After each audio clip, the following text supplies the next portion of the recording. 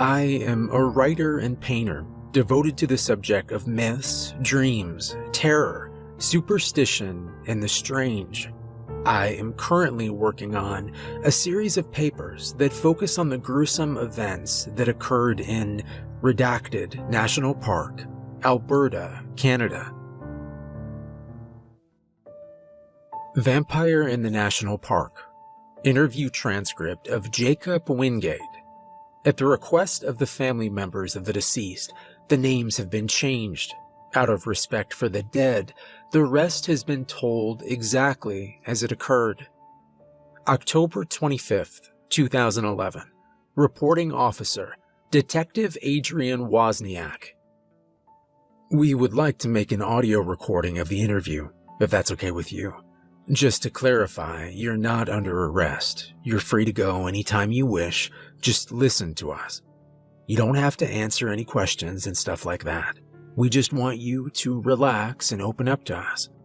We're not going to jump on you and give you a hard time or anything like that. We're here to let you talk to us. Or to talk to you a little about how you've been doing and how you're feeling. I have a feeling there are things on your mind you need to let out, and I'm going to give you that opportunity. It's pretty clear that something real heavy is bothering you. I imagine things have been real tough for you as of late. Yeah, we understand that. Your family is worried about you. Your parents, your brother, your sister. You self-committed into a mental health institute. We're told you became catatonic. After you recovered, you were released and kind of dropped off the face of the planet. But you're better now and ready to talk. That's good, Jacob. We want to help. We're not here to point fingers.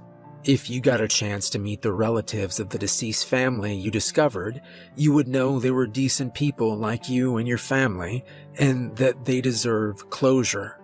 The report says that you found the Chang family in that cave, and that they had all been mauled by an animal.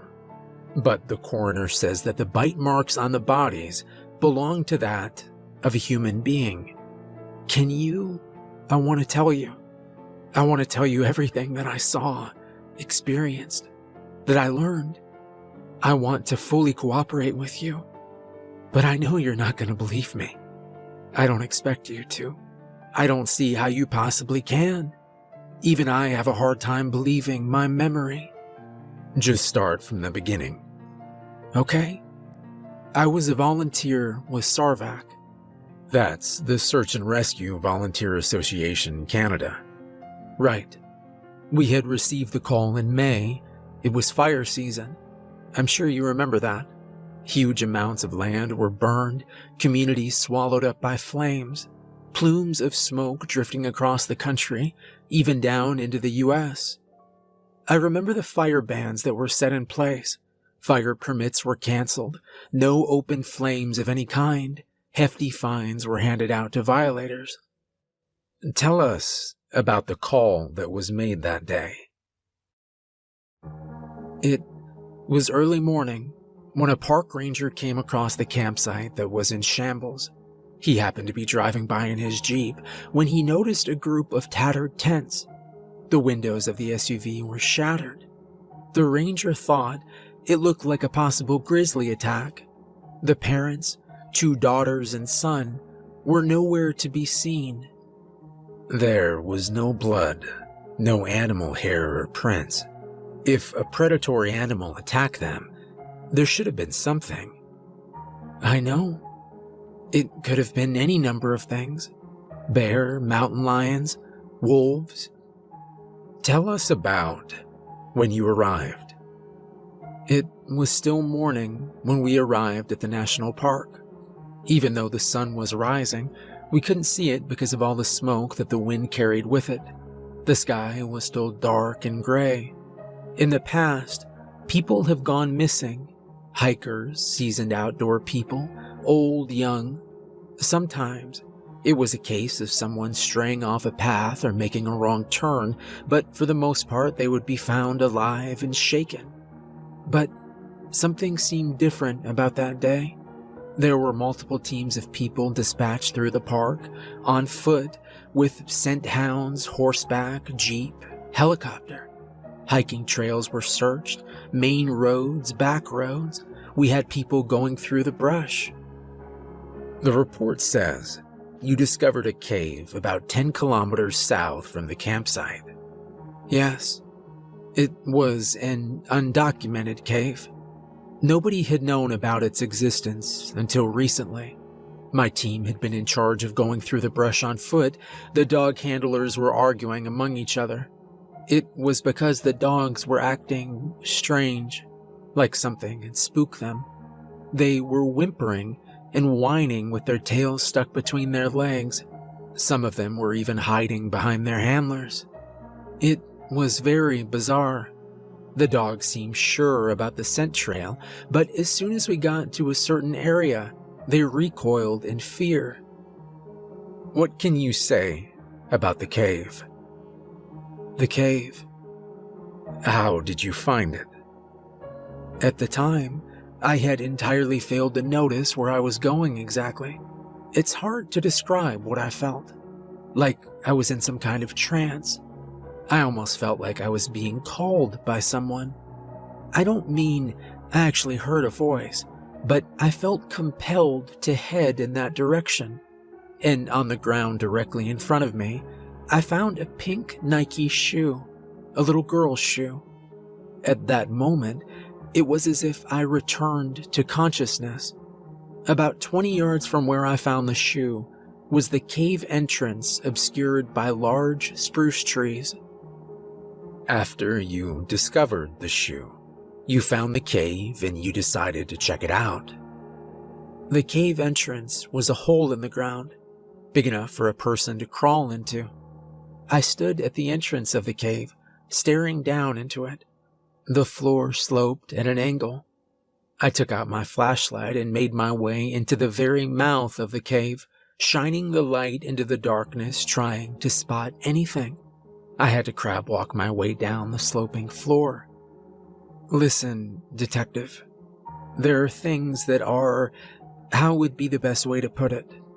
Things that are out there. Strange things, you know.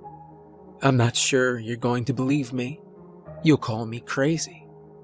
I assure you, I'm not crazy or making up any of this. We don't think that. We want to help you, and you'll help us. Just tell us what you saw. Okay. The first thing I saw in the cave were petroglyphs carved into the very rock by ancient indigenous people. There are many of these located throughout the foothills, the Rocky Mountains, many of them thousands of years old. These particular ones depicted hunters chasing the mighty buffalo off of cliffs. I remember reaching out and tracing them with a finger, all the while thinking to myself, I might be the first person in ages to lay eyes on them. What did you find next? Several feet away, I found something on the cavern floor. It was what appeared to be a very old leather satchel. I felt my heart jump a little as I approached it. It was cracked and coated in countless layers of dust. I carefully opened the bag and found a broken compass, a rusty water canteen, a leather-bound book titled Le Demon, and a flintlock pistol with the year 1715 engraved into the side. I remember staring down at the contents of the bag, with the flashlight becoming warm in my hands. I sat there, trying to make sense of things. That's when I was startled by a noise. What was it that you heard? It sounded like something being broken, a snapping sound. What did you do next? I shined the light farther down the cave tunnel, from where the sound came from.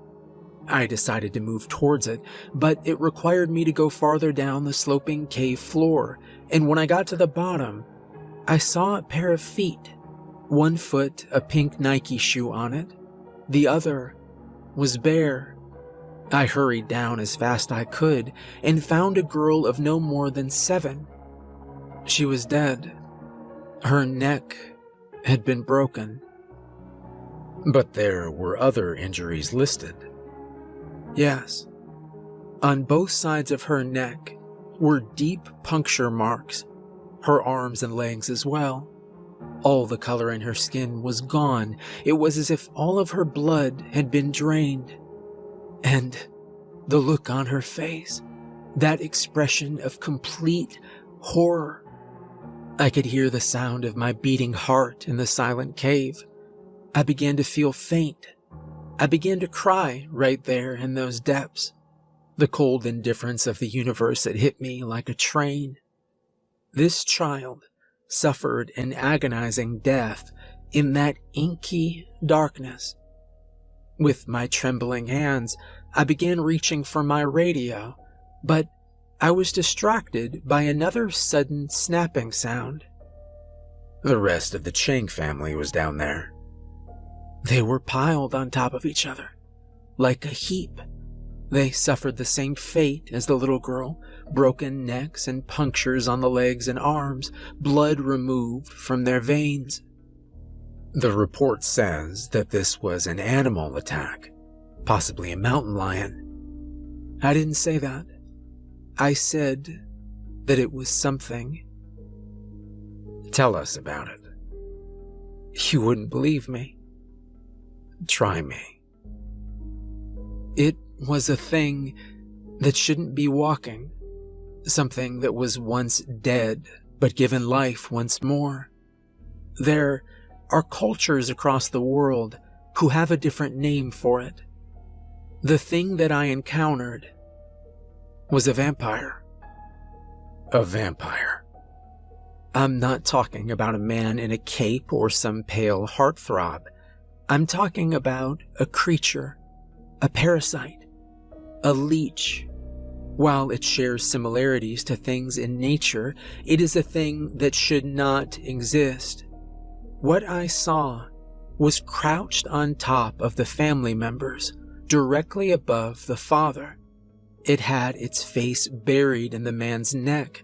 I distinctly remember hearing a sucking sound. The man was still alive. I could hear weak choking sounds coming from his throat. I can still hear it now. What did it look like? At first glance, it looked like a small human being, much like a child. I don't even know the best way to describe it. Do you watch the National Geographic Channel, Discovery, Nova?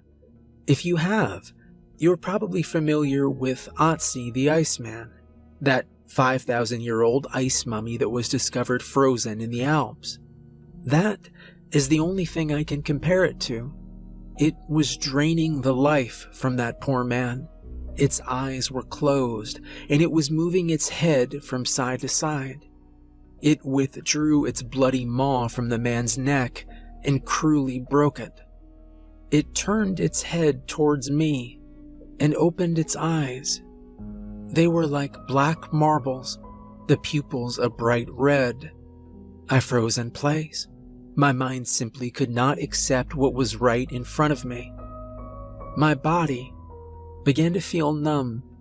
I was having difficulties breathing, and my thoughts were racing through my brain. Primal fear had taken over. It was that very fear all of us inherited from our ancestors, the very ancestors that would have been scratching the dirt, very mindful of the day hours left, because the night was dangerous. That was when beasts would come out. Stealthy, like phantoms. You would never know they were there until it was too late. Now and then someone would sleep just a little bit too far from the fire and be pulled away into the long grass. Their agonizing screams would fade into the night. I think that maybe human society is like a little bubble that we like to surround ourselves in. We surround ourselves with light, noise, and other people to keep out the cold, dark, and the unknown that exists on the fringes that forms the wider universe. We shun the notion of an otherness being out there beyond the human world waiting to come in. Maybe the reality we live in is a dark and capricious universe that allows these things to exist. Perhaps one day you're just going on about your everyday life and the universe just points at you and says, "Oh, there you are, a curious human being. I've been looking for you." What happened next? The next thing that the creature did was to stand up, baring its sharp teeth like a feral animal. It cocked its head and smiled at me. It started to speak. It talked to you. At first, it was an incomprehensible, whispering gibberish, but soon it became clear. What did it say? "I am the past. You are the future." What does that mean? I don't know. The thing took one step towards me. In a desperate panic, I drew my emergency flare gun and fired directly at the thing. The whole chamber was lit up with a blazing red light from that sizzling flare. A moment later, I realized that the creature had actually caught the flare in one of its hands and was holding it. I bolted out of there. I scrambled back up the cavern and tripped out onto the surface. A beam of sunlight broke through a clearing in the smoky sky. Next, I made contact with the rest of my team and told them about the family down in that cave. Armed officers made their way into the cavern. They found the deceased family, but there was no sign of the creature. That thing is still out there. I don't think you can hunt it down and kill it. Is there anything else you can say? Yes. I spent some time looking into the history of the park. Back in 1985, a team of geologists discovered a hidden burial chamber at the base of one of the mountains. Inside that vault was what appeared to be some kind of box, a stone and wood coffin. Radiocarbon dating places it in the 29th century BC. Nobody knows who the coffin was meant for or what happened to the remains. Ever since that encounter, I can't help but glance over my shoulder, always expecting that thing to appear behind me. There are nights where I wake up screaming from a recurring nightmare. Tell us about the nightmare. I find myself walking on a long stretch of shore next to a lake, sand-edged by surrounding forest. I know this lake. I used to frequent this place with my family when I was younger. There were campgrounds and hiking trails surrounding it. But this time, I was by myself on the great expanse of sand. It was autumn, and the sun was low on the horizon, just peeking over the edge of the lake. Everything was basked in an orange glow of the setting sun. There was a bitter wind that was whipping sand around, and I had to place my hands over my eyes to keep sand and other debris from getting in them.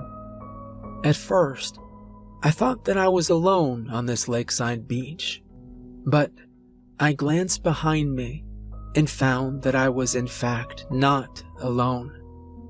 In the distance, there was a person who was, from what I could see, making a great effort to catch up to me. I stopped to let the person catch up, but something wasn't right. Despite the person apparently running towards me, he or she made no progress. The distance between us was not closing. I guess apprehension took over me because I decided to start moving, and that's when I heard something.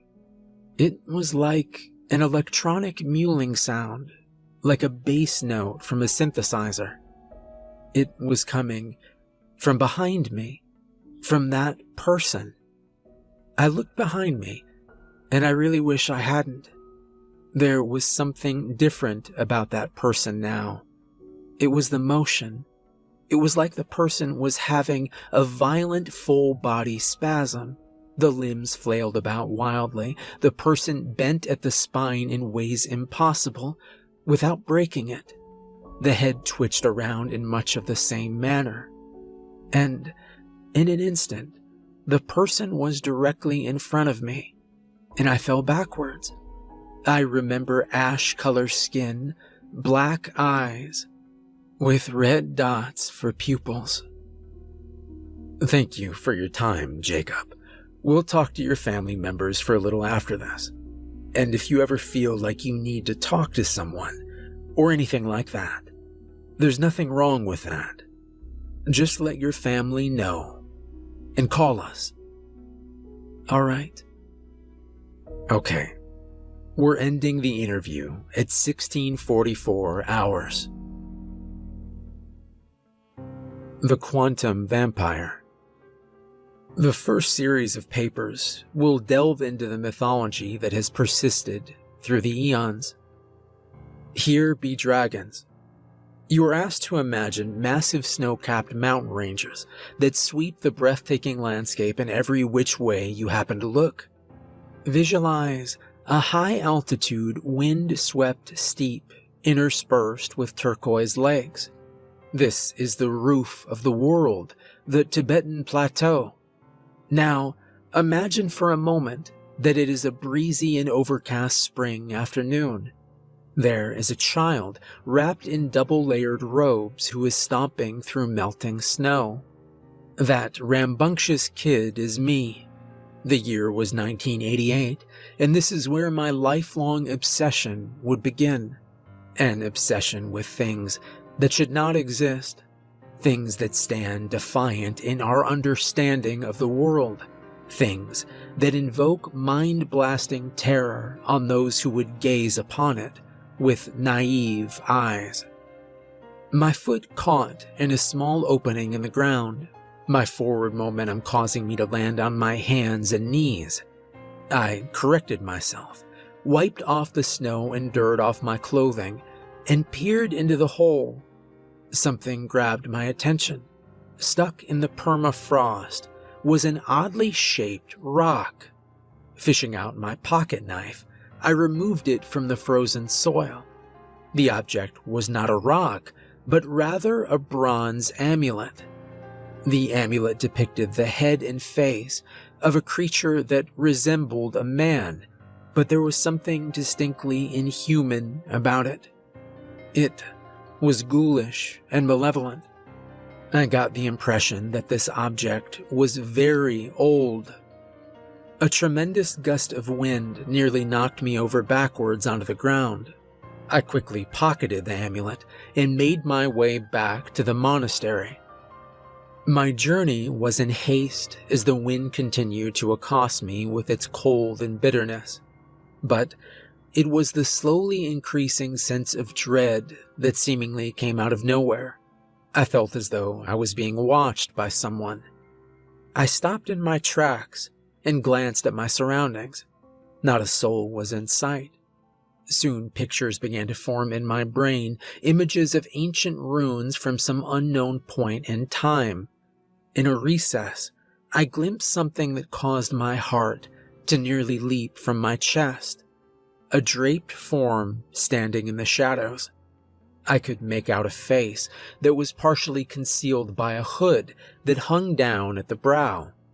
What I could see was skin that was pale, like freshly fallen snow, with thin cracked lips that curled back to reveal sharp teeth. And just as soon as the images blinked into my imagination, they vanished, like any other fleeting thought. It wasn't until later that night I would bear witness to a grisly and nightmarish sight. I recall tossing and turning in my sleep. I kept hearing strange noises on the wind that never let up. I was jealous and frustrated that the others were sleeping so peacefully. I was feeling very thirsty, so I decided to go get some water. Just as I began to sit up, a tall and lanky shape emerged from the shadows. It was an emaciated thing in tattered robes whose face was concealed by a hood. I spotted 2 glimmering pinpoints of red lights in its sunken black eyes. I was frozen in my bed, hoping that the thing didn't spot me.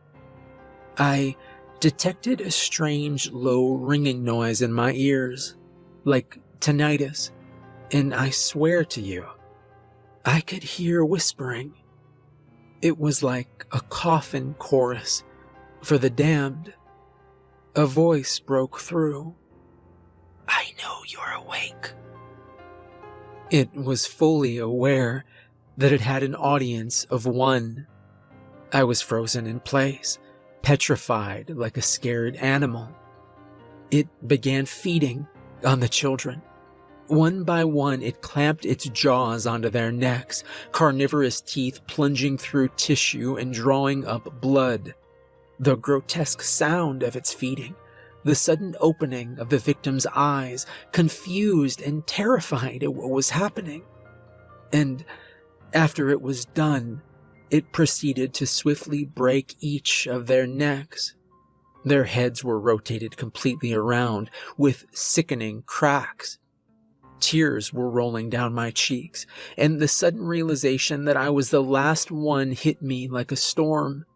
I wanted to scream. I wanted to race out of the monastery. I wanted to escape. It raised a bony finger to its lips. Shh. The looming shape approached and knelt down right next to me, moving its head towards me. I became conscious of a distinctive metallic odor, mold and soil. The red shimmering pinpoints in its eyes dilated like an eclipse. It stretched out a pale hand and opened its palm. A grave and disembodied voice commanded me. "You have something of mine. Give it back to me, little one."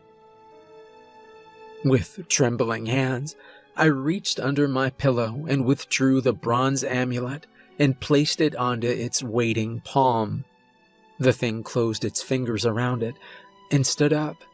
It vanished in the blink of an eye, leaving me alone in the dark with my dead friends. Vampires. They're everywhere you look. In movies and television, literature and art, even video games and Halloween costumes. All around the world, there is a belief in vampires. Ever since the dawn of time, humans have believed in such things. There are so many ancient legends, so many variations of the vampire creature. Some are shambling ghouls who dig themselves up from the ground to feed on the living. Others are glamorous sex symbols who charm their victims. Some can even turn into bats or other animals. Legend would tell you that they burst into flames when exposed to the sun. Staking them through the heart is a surefire way of eliminating them, and that they dislike silver and garlic.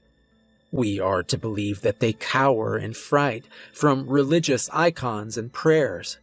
Or to prevent the recently deceased from returning, rocks were crudely shoved into their mouth before burial. None of these things are accurate or correct. Even if you were able to destroy such a creature, their essence would be carried on the wind only to find another host to inhabit.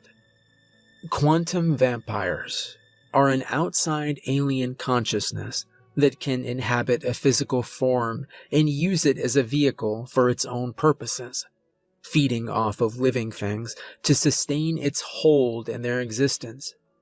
But it's impossible to understand the motives of creatures from the spaces between and what they truly want. From my research, I have found that there are 13 that exist in the world, scattered across the planet. There is no secret vampire society or underground cult. If anything, they're isolated and highly territorial. While it is true that there are people out there who worship and venerate them as if they were deities, there is no alliance. We are like cattle to them. They want to draw our blood like a crimson lotus and lap it up with their tongues. Lore of the land. Just imagine for a moment that you're a time traveler, a visitor through time and space. Prairie bedrock built of layers of sediment accumulated over a period of tens of millions of years. At one point, they lay submerged beneath an enormous shallow sea. Speaking in geologic terms, a recent cataclysm, the Rocky Mountains of the West pushed upwards to the sky like otherworldly monoliths. Eventually, land would emerge, a tropical land where the mighty Tyrannosaurus and other massive beasts existed. However, there would come a time where things changed. That was when the ice would arrive. In the past billion years, there have been at least 3 ice ages, each one roughly lasting 100,000 years. The ice would advance and retreat. In the last ice age, giant sheets of ice would carry massive rocks and debris to the north and the Rocky Mountains, eroding and smothering the land. You would hardly see the land. Instead, a vast ocean of ice and snow would greet you. Then, about 12,000 years ago, the ice began to melt. The land was carved by raging glacial waters, creating lakes and rivers. In present time, the beautiful prairies are the result of such a lengthy process, a landscape that consists of gorgeous forest, grasslands, hills and valleys, canyons and colorful cliffs that reveal different sediment layers. One can see the mighty buffalo grazing on luscious grass, powerful grizzly and black bears journeying through the wilds, coyotes and wolves running about in packs, and stealthy mountain lions stalking the dense brush. It is a primitive landscape that can haunt your imagination with its elegance. It is known that First Nations people have lived in what is now Canada for at least 15,000 years, although there is evidence that suggests they may have arrived even earlier. For thousands of years, nomadic hunting people followed big animals for food in their desperate struggle to survive. Many groups of these wanderers coalesced into tribes with their own ways of life, their own cultures and beliefs. This, of course, serves as a backdrop to something which defies mankind's understanding of the natural world. There is something that exists within the Rocky Mountains and the foothills of Alberta, something that has existed for an unfathomable period of time. There is an oral tradition that tells the legend of 2 tribes who were at war with one another over sacred land. One day, the aggressor tribe attacked the keepers of the sacred land. Big Bear, the tribal chief of the keepers, and his mighty warriors were able to drive off the attackers. But many of his people were killed in the attack. His wife and his son were among the dead. Over time, Big Bear became a diminished man who was heartbroken for the loss of his loved ones. He approached a shaman called Stansalone, who wanted to end the war once and for all. Stansalone knew of an ancient and forbidden ritual that would bring an end to their desperate situation. On a crisp winter night, Big Bear retrieved the body of his deceased son, Little Crow, and with Stansalone they journey into the foothills, where a circle of standing stones have stood since the time of the mist. Little Crow was placed into the soil at the center of the stones. Soon, green spirit light began dancing in the sky so high above. The 2 of them made their way out of the foothills. Stansalone explained to Big Bear that one of the great old ones would descend from the heavens and inhabit the body of Little Crow, bringing him back to life and to end the war. Afterwards, the great old one would return to the sky and Little Crow would be returned. Several days would go by. Big Bear's tribe continued to be attacked by their enemies, losing more of their people. The tribal chief began to lose faith in Stands Alone, believing that the war would never end and his son would never return. One day, the attack stopped. There was no more desecration of their sacred land, no more loss of his tribe. The tribal chief and the shaman ventured into enemy territory. What they discovered was the site of forbidden horror. Men, women, old and young, were all found dead. The look of terror was frozen on their faces. There were bite marks on all of their bodies, the blood drained from them, and their heads twisted around. Only one stood in the falling snow among the dead. It was Little Crow. A great joy overtook his father's heart, and he stepped towards the boy. Stands Alone stopped Big Bear. The shaman was concerned. They looked at the little boy who stood in silence watching them with what appeared to be a restrained hostility. Big Bear shouted for his son, "Little Crow!" Something was wrong with the child. His eyes were black like the night sky, with red starlight in them. His skin was unusually pale. The boy's stomach was bulging and bloated, sloshing with its contents. The boy tilted his head and stared directly at his father and grinned. His teeth were sharp, like arrow tips. The boy spoke, but it was not his voice. "Little Crow is in here, but it is not he who responds." Stands Alone got in between father and son. He knew something was wrong. Their enemies were slain. The war was over. The task completed. The Great Old One should have released the boy. "In the name of our ancestors, I command you to leave the boy. You must return him to his father, and you must go back."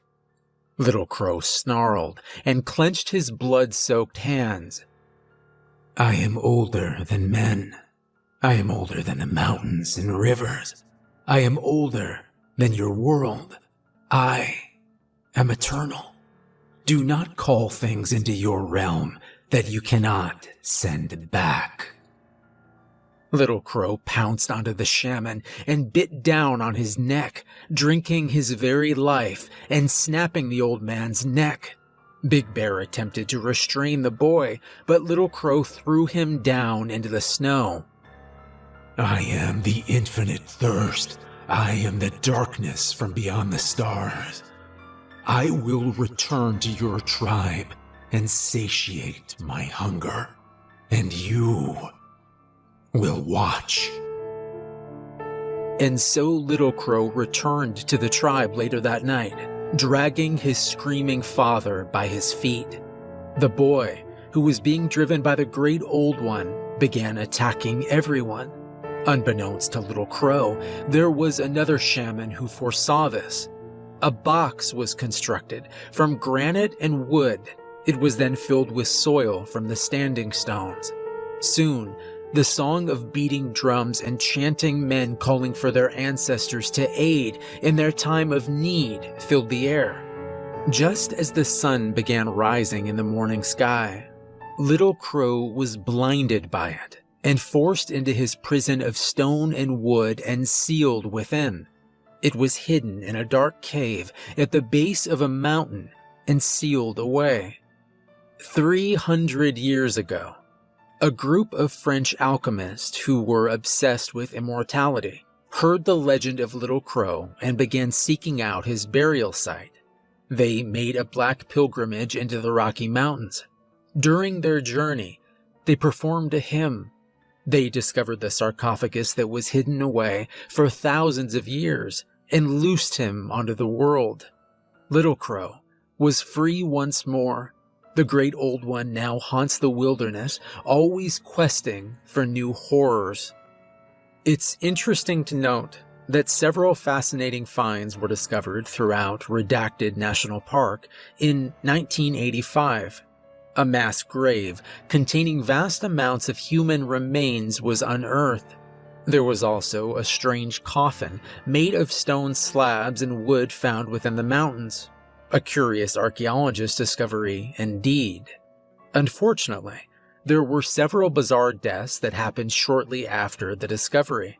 The site of the coffin was in a cave where the soil was teeming with an unknown species of protozoa that had ill effects on the people who first entered the cavern.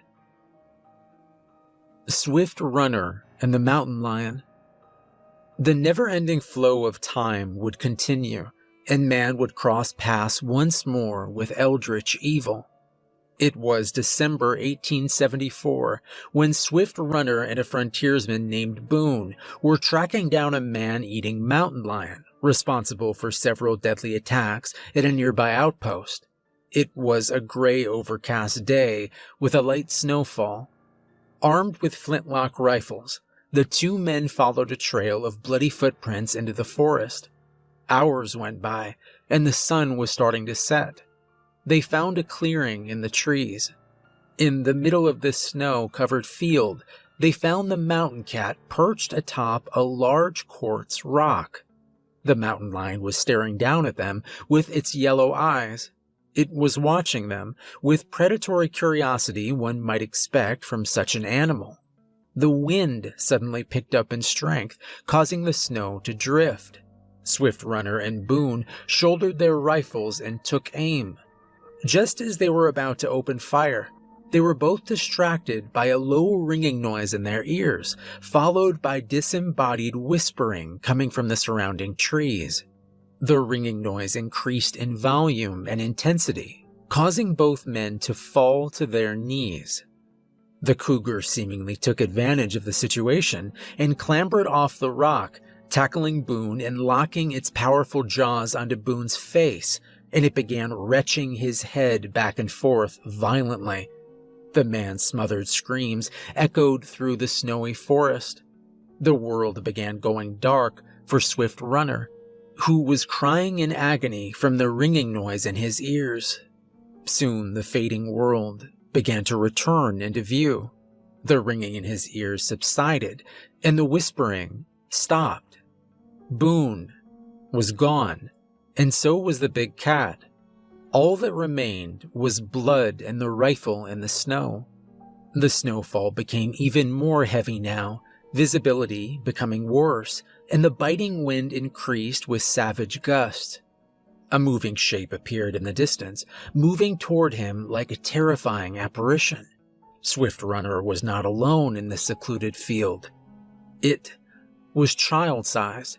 It was gaunt, with skin pulled tightly over its frame, like a frozen and mummified corpse. The malignant thing spoke to him. My pet has developed a taste for the flesh of humans. It is going to be a long winter, after all. Swift Runner trembled from the cold and the terror that stood before him. Do you know what I am? Swift Runner stared at the creature, his heart and mind racing, desperately holding on to his sanity.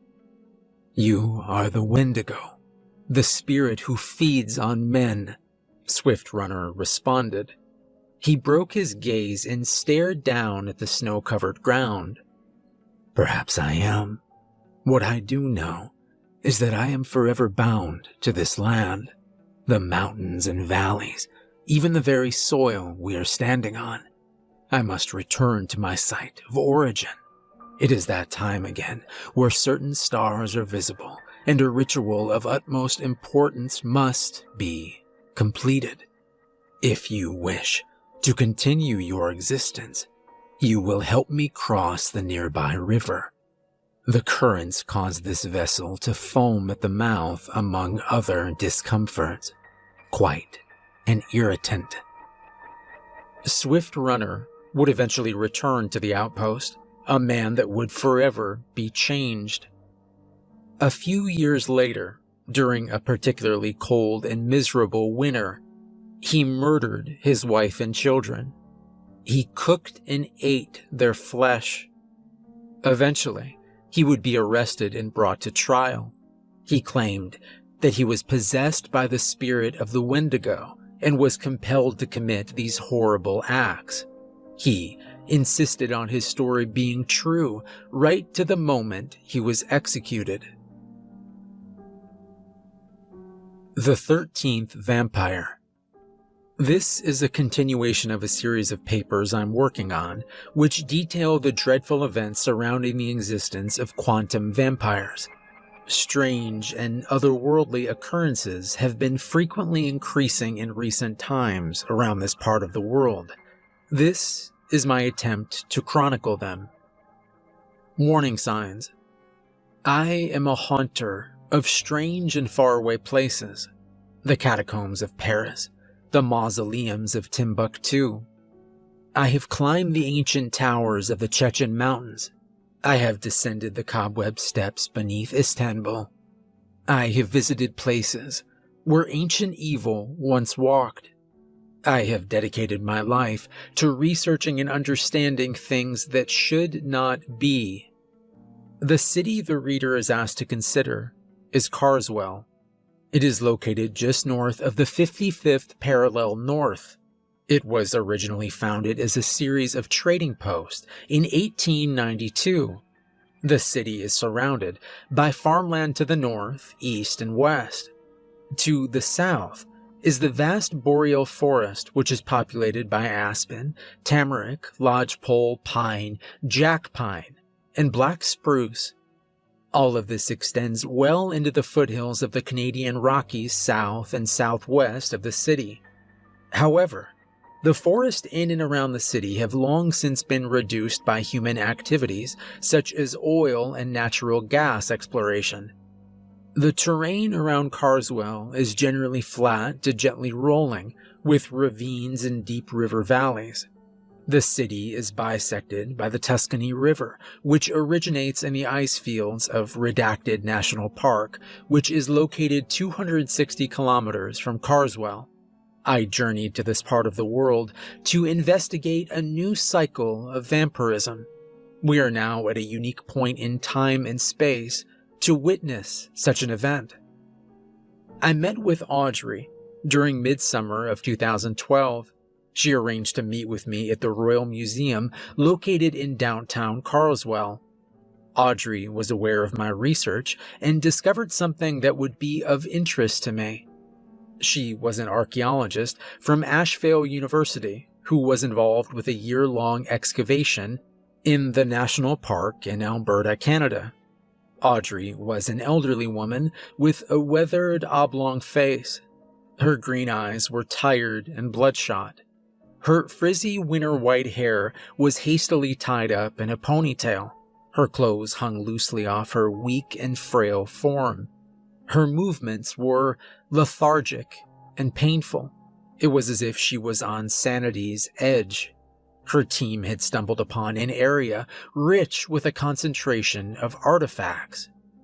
The importance was clearly evident right off the bat.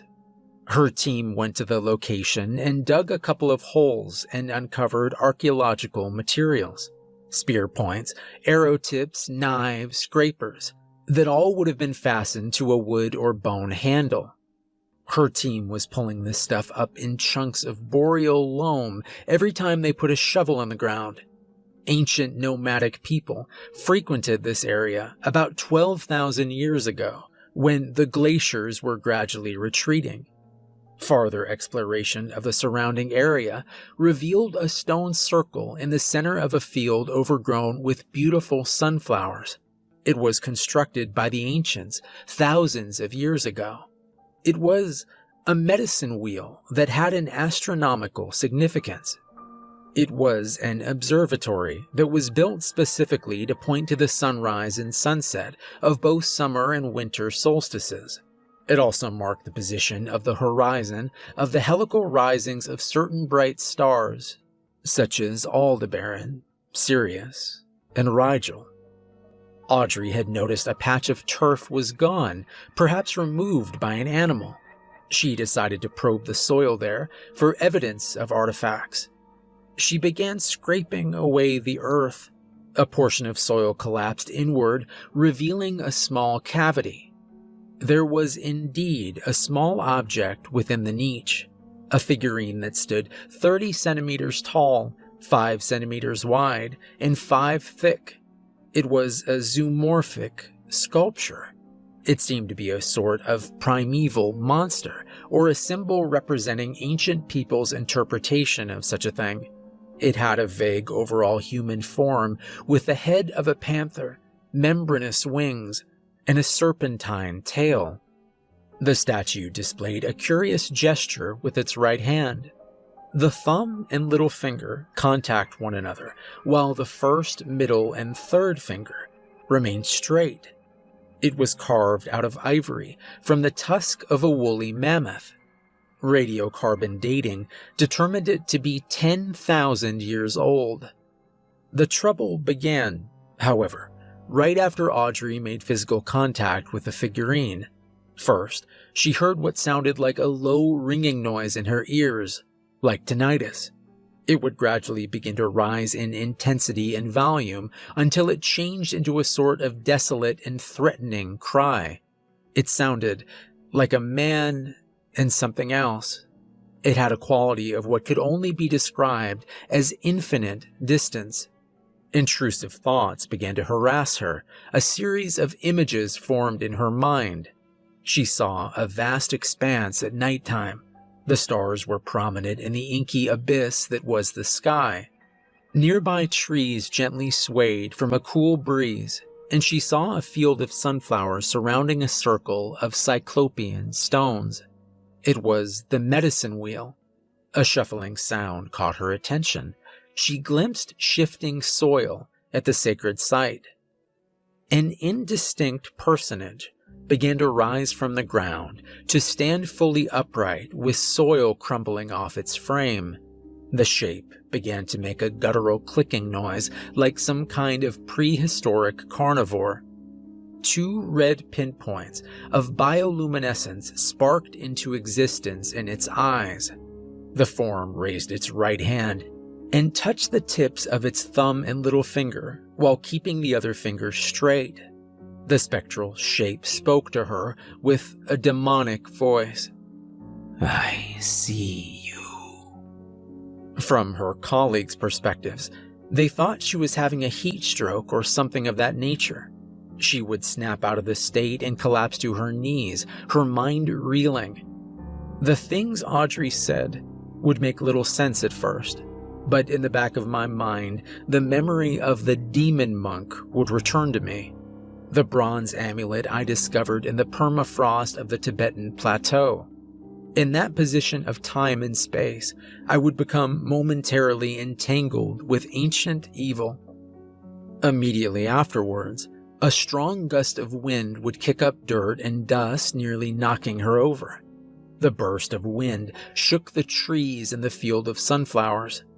After that day, Audrey would never feel alone. She would hear incomprehensible whispering in her ears.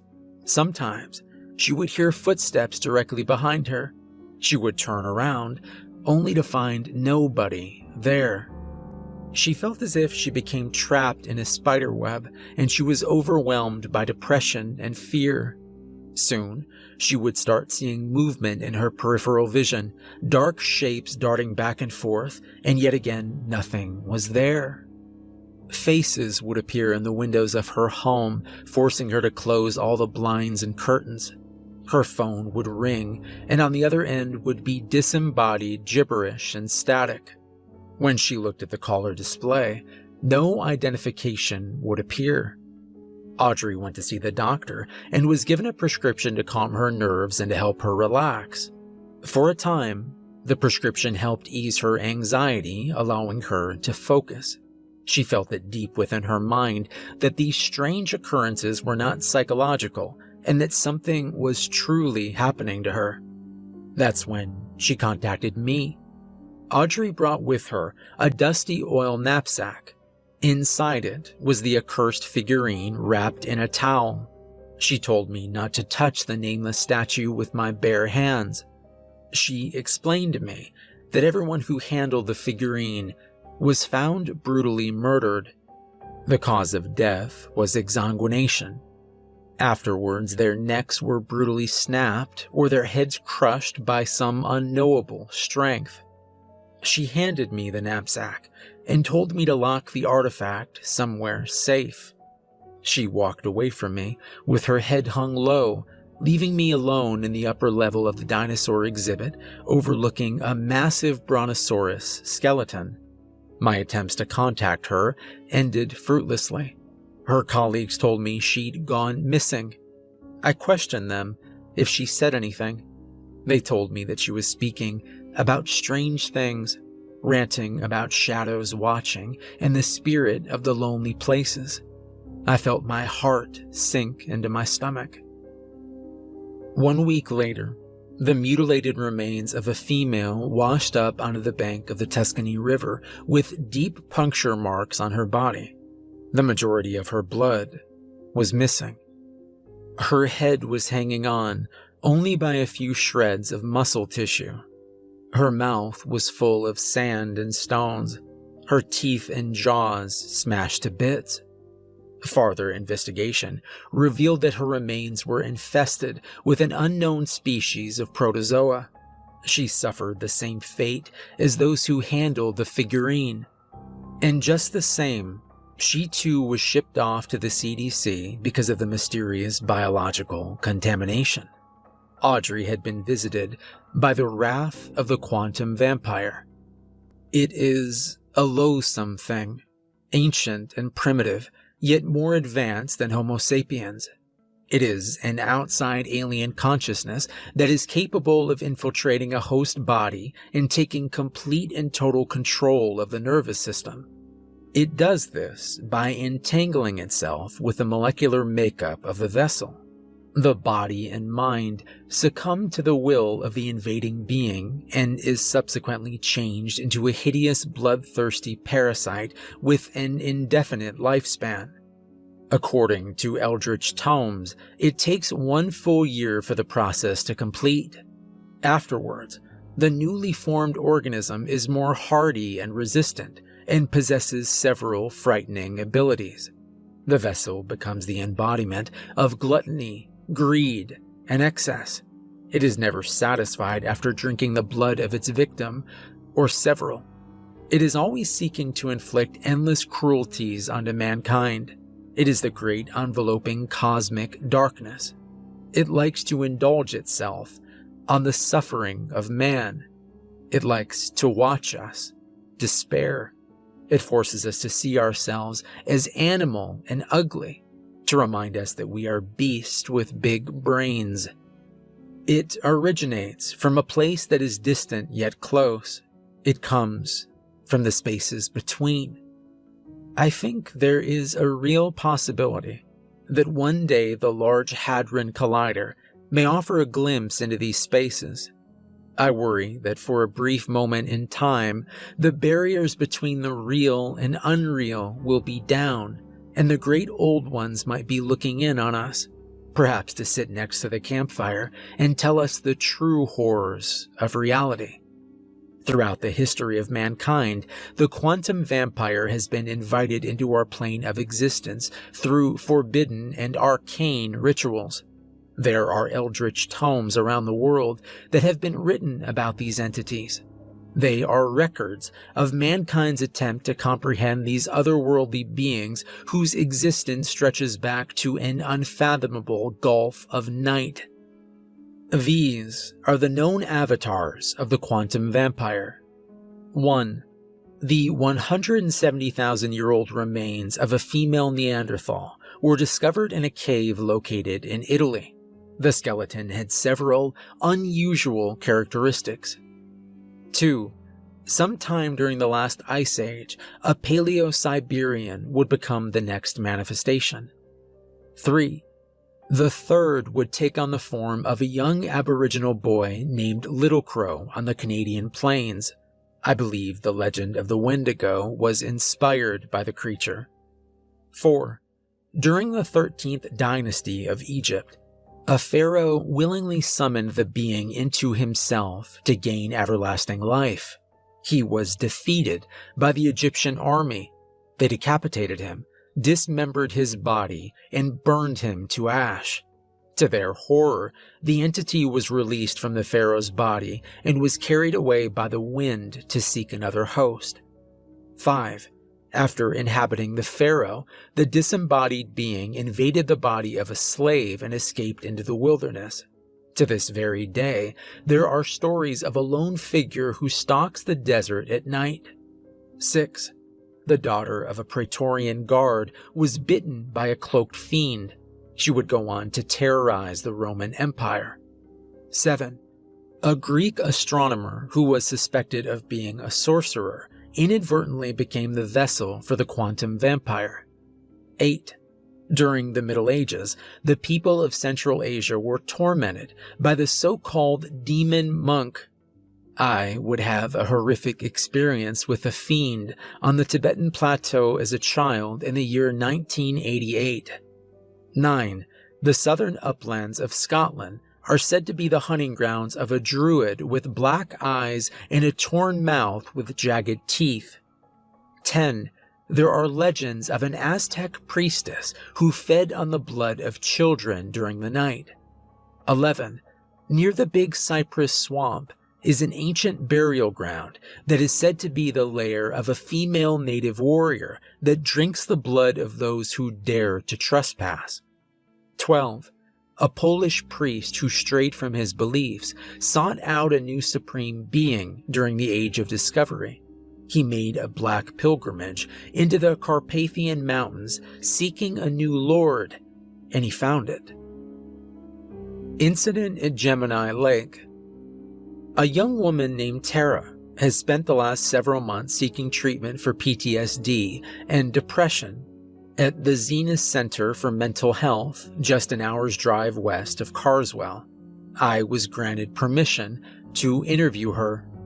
This is her experience. We had an Indian summer in the autumn of 2012.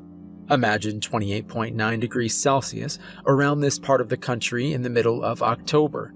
That doesn't happen very often. Me, Emma, Dalton, and Rusty, his Rhodesian Ridgeback, all piled into the Subaru Outback and made the 40-minute drive to Gemini Lake for one last dip in the water before the cold. The lake was abandoned at this time of the year, and we had the place to ourselves. It was ideal. There was still some light in the sky when we arrived. Dalton barely brought his car to a stop when Emma yanked off her hoodie and cracked open a beer. Dalton let Rusty jump out onto the sand as he lit up a smoke.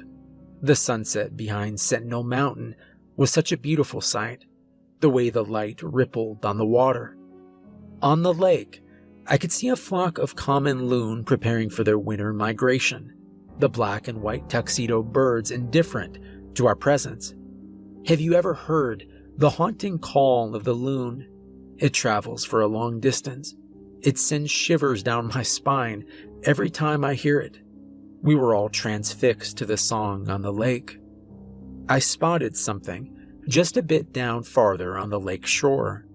I pointed it out and we made our way down to take a closer look. It was just a stack of flat stones. From the way it was piled, it kind of resembled a human figure with its arms stretched out facing the lake. There was something wrapped around it. I knelt down next to the stone pile and picked it up. It was an old necklace made of bird skulls. They looked like they came from crows. It was something an indigenous person might have worn a long time ago. Rusty was circling it with intense curiosity, sniffing it and wagging his tail. I pocketed the bone necklace. Finders keepers. Dalton turned to face me with a weird smirk on his face. Halloween is going to be here in a few weeks, you know. Emma punched Dalton on the shoulder and laughed. Rusty jumped on his hind legs and playfully pawed at Dalton with his forelegs. Emma motioned towards the lake with her can of beer. Maybe some weirdo in a hockey mask is going to jump out of the lake and hack us to pieces with a machete. Dalton flicked his cigarette butt out onto the water and grabbed a beer from the cooler. He took a long swig of it and let out a burp. "If anyone even thinks about messing with you girls out here, I'll rip his head off." Dalton knocked over the stone man with his foot and chugged down the rest of his beer. Just then, a breeze of wind came out of nowhere. I thought nothing of it until it became a sudden gust that nearly knocked me over. All of the trees swayed in the wind, causing the dry autumn leaves to crumble off the branches. And just as fast as the wind came, it stopped. Rusty froze in place and perked up his ears. It was as if he heard something that we could not. In fact, everything became quiet. Even the song of the loon stopped. Rusty began to whine and whimper, tucking his tail between his legs. He was spooked by something. That's when he started digging into the sand with his paws and pushing it aside with his nose. Rusty bit down onto something with his teeth and yanked out an object of some sort. It was an old and cracked leather wallet. He brought it to Dalton. "Would you look at that? Good boy." Dalton brushed off the remaining sand and opened up the wallet. He pulled out crumbling banknotes and some coins. There was also a driver's license. Dalton examined it. "Looks like a Mr. Jacob Wingate forgot to take his wallet. Poor sucker."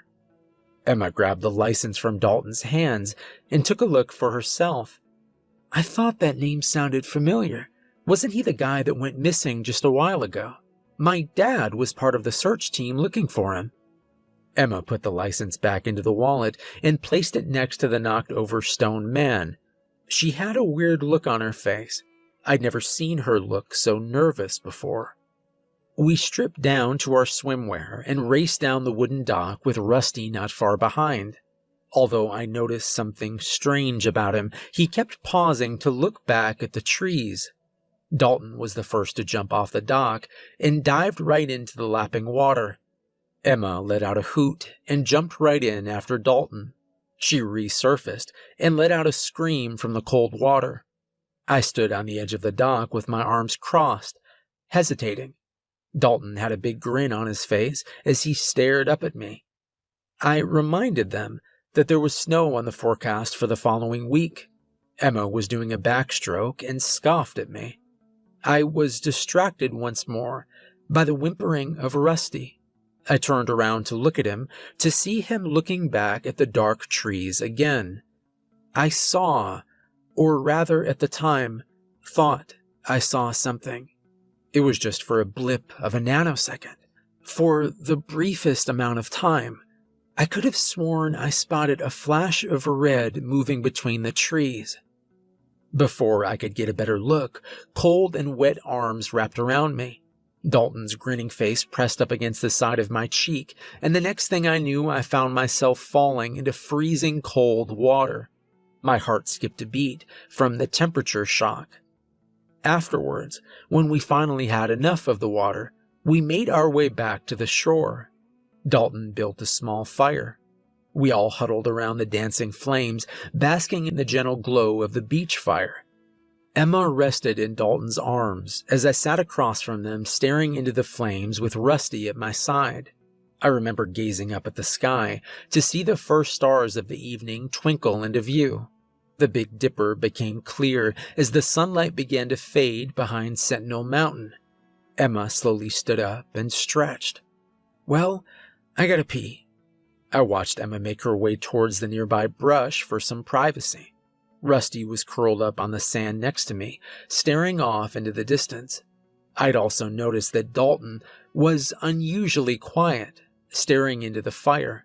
It was as if he was in deep thought, like he had entered some kind of a trance. He started singing to himself. "This old man, he played knick-knack on my thumb. With a knick-knack, paddywhack, give a dog a bone. This old man came rolling home." A blood-curdling scream startled us, bringing Dalton out of his trance. Rusty jumped up, letting out a whine. He took off running towards the source of the scream. Once again, another scream sounded, It was the high-pitched scream of a woman. It was Emma. I glanced at Dalton with concern, and he looked back at me with wide eyes. We got up and rushed towards the brush on the trail of Rusty. This time, there was another cry, a loud, painful yelp. A dark shape came flying towards us from the brush and landed on the sand between us. The crumpled and mangled heap was Rusty. The dog's body twitched and convulsed violently. He was broken in half, folded like an accordion. Dalton let out a sorrowful cry. "Oh my God, what the hell?" Amid the chaos and confusion, Emma emerged from the brush, shambling towards us, holding the side of her neck with a hand. There was blood spurting out of a wound on the side of her neck. She was sobbing in complete horror and shock. Dalton took one step towards her. "Emma?" And just as soon as she appeared, there was a powerful gust of wind. It happened so fast. The sand next to her just exploded, as if something massive landed right next to her, and in the next instant, she was just gone. Emma's desperate cries echoed through the twilight on the shores of Gemini Lake. Soon, the screams stopped. There was now only total silence. We had no idea or understanding of what had just happened. I think our minds were swirling in a daze of shock and confusion. Childhood memories of the monster under my bed returned to me. I could feel a deep chill creeping throughout my entire body. I think the fight or flight animal instinct was kicking in. A cold burst of wind kicked up sand and debris around us, and the next thing you know, a shape appeared several meters in front of us. It was a person standing barefoot on the sand. He was wearing a red zip-up jacket with a hood up and blue jeans. His clothes were frayed and tattered. They were covered in dirt and mold. It was as if he climbed out of the ground or something. He had a shock of blonde hair that wildly poked out from under the hood. There was something very wrong with him. His skin was really pale, like ash, and there was something wrong with his eyes. The whites of his were black like obsidian, and his pupils were red like the glowing embers in a campfire. That's when I knew who or what we were looking at was not a human being. I know that sounds crazy. It had the appearance of a man, it stood like a man, but there was no way it was a man. It was something that just passed off as a human at a glance. The stoic look on its face suddenly changed into a grinning smile, revealing sharp teeth. It started to sing. Its voice was deep and gravelly. This old man, he played too. He played knick-knack on my shoe with a knick-knack, paddywhack, give a dog a bone. This old man came rolling home. Dalton was knocked onto the ground by the thing in the red hoodie, pinning him down. Its movements were frenetic, like a rabid animal. Dalton let out a high-pitched, agonizing scream. I remember the sound of tendons ripping. Dalton writhed in pain and torment. The thing suddenly buried its face into Dalton's neck. I was completely frozen in place. I couldn't move. All I could do was stand still and watch the violent act before me. I knew my heart was racing. I could hear it beating against my chest. I started to feel numb and weak. My breathing was becoming labored. After the scream stopped, after Dalton stopped struggling, the thing that looked like a man reached for a nearby rock and caved Dalton's face in with one powerful, swift blow. Its frenzied state lessened, and its mannerism changed. It almost seemed to become drowsy or relaxed, like all the tension in its body left. It became lethargic. It stood up and slowly turned to face me. I could hear a weird clicking sound coming from its throat. It gradually became deeper, until it changed into a rumbling bellow like what I imagined a dinosaur must have sounded like. Not only could I hear it, but I could also feel it in my bones. The thing approached me.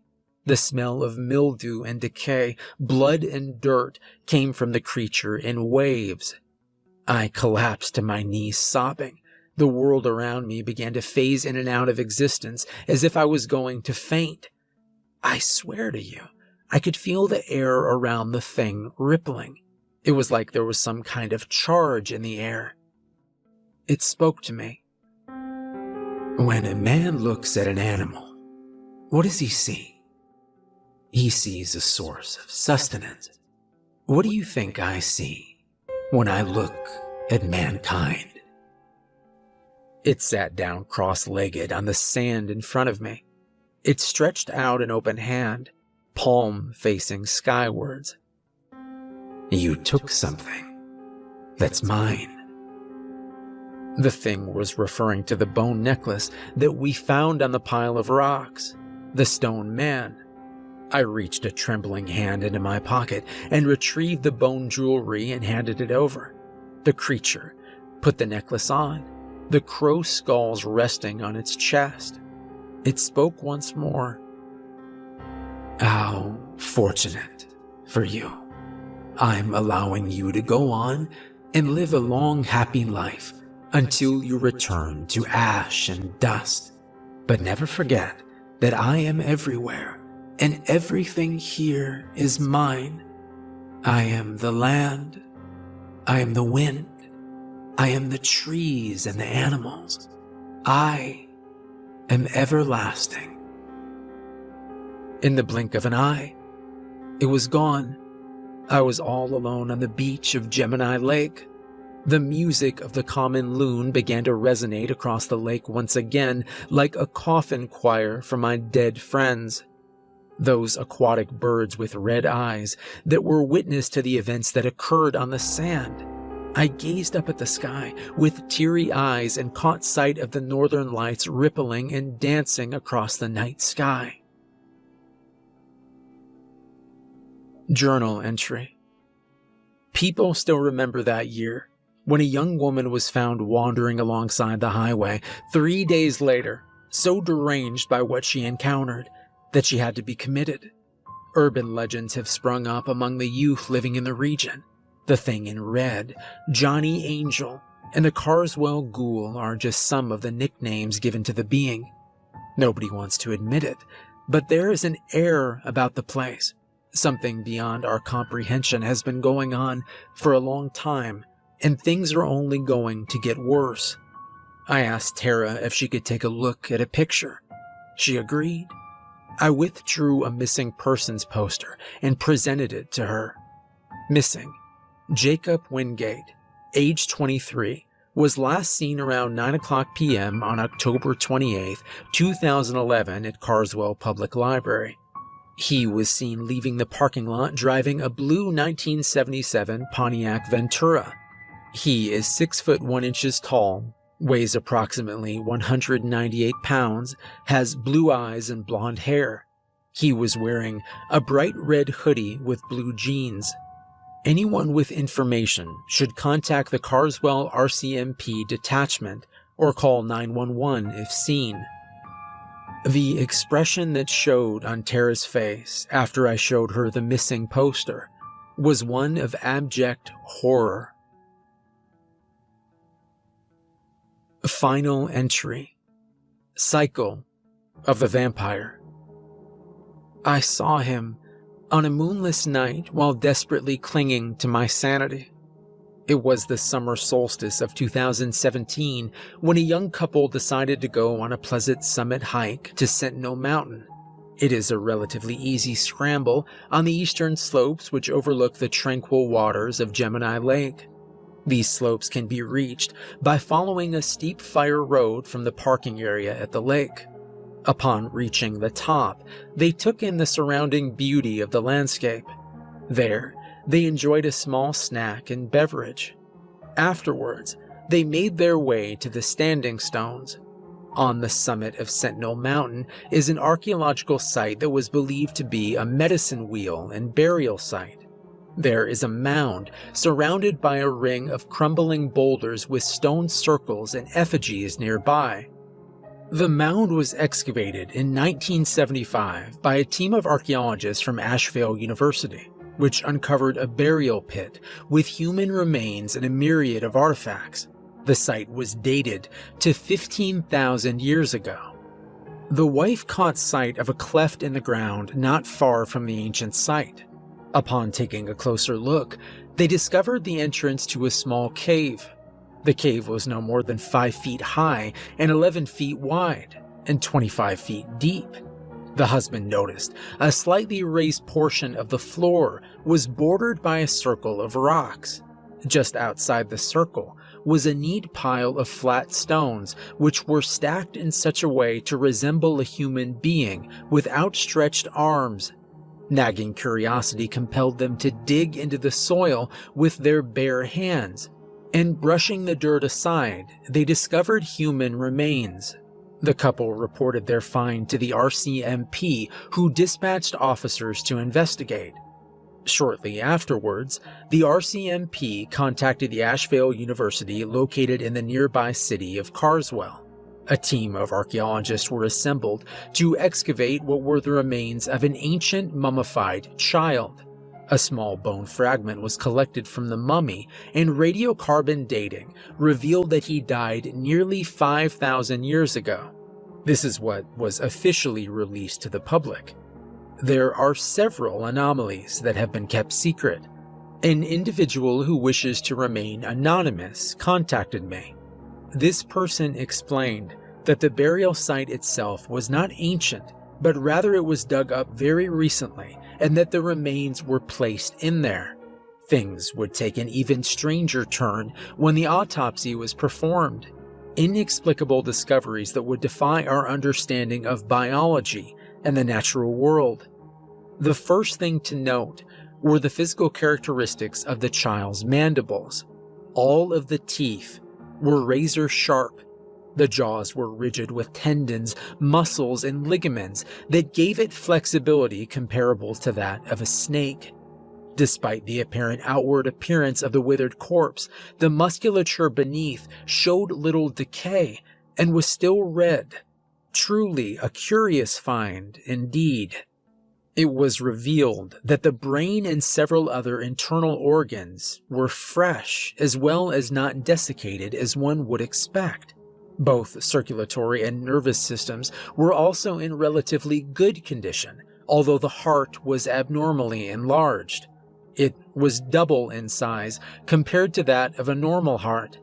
All of this was sealed in by the leathery and petrified exterior outer flesh. Analysis of the stomach contents revealed a copious amount of partially digested human blood.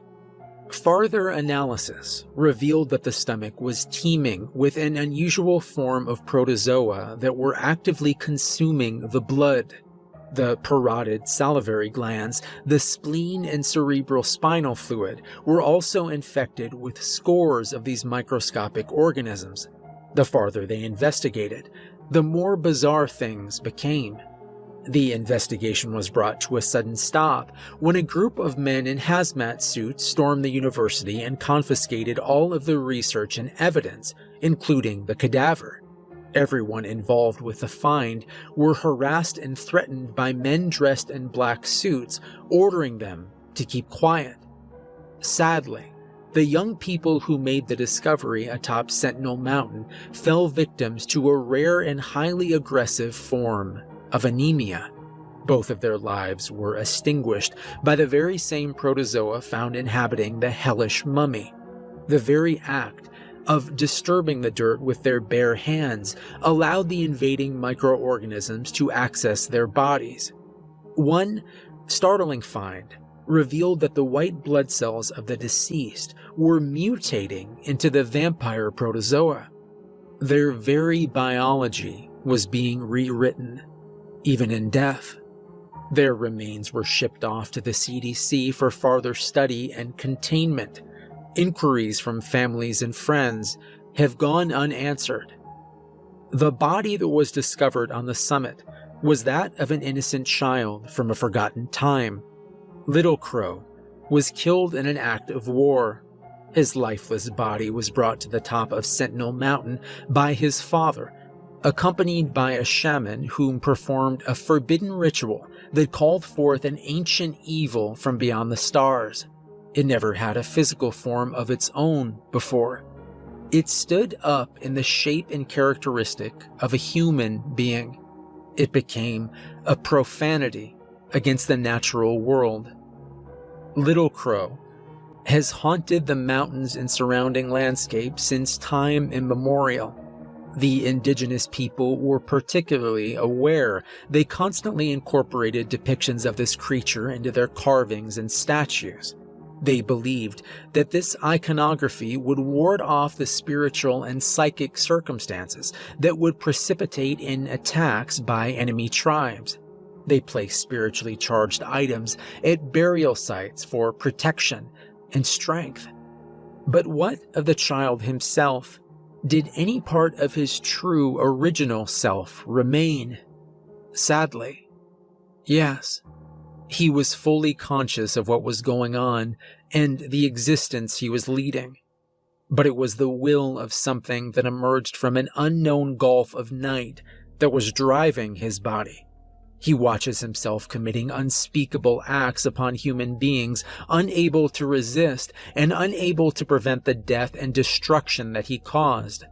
Little Crow was being used as an avatar by this eldritch personification who invaded his mind and body, turning him into a bloodthirsty vampire.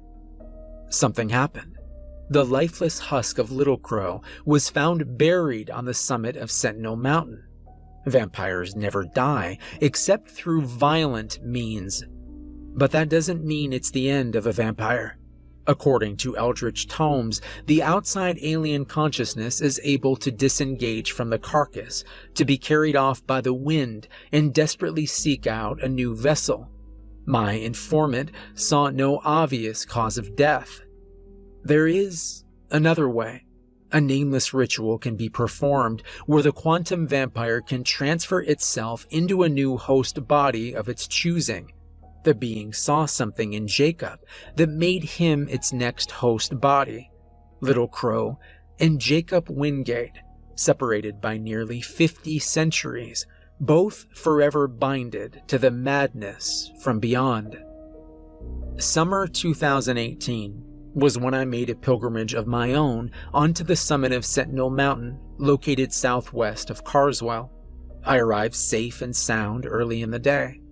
I believe this was the site where Little Crow was taken to be revived by the forces of darkness thousands of years ago. There was a slight stench in the air that wafted about by the mountain breeze. There was also another odor that I could detect.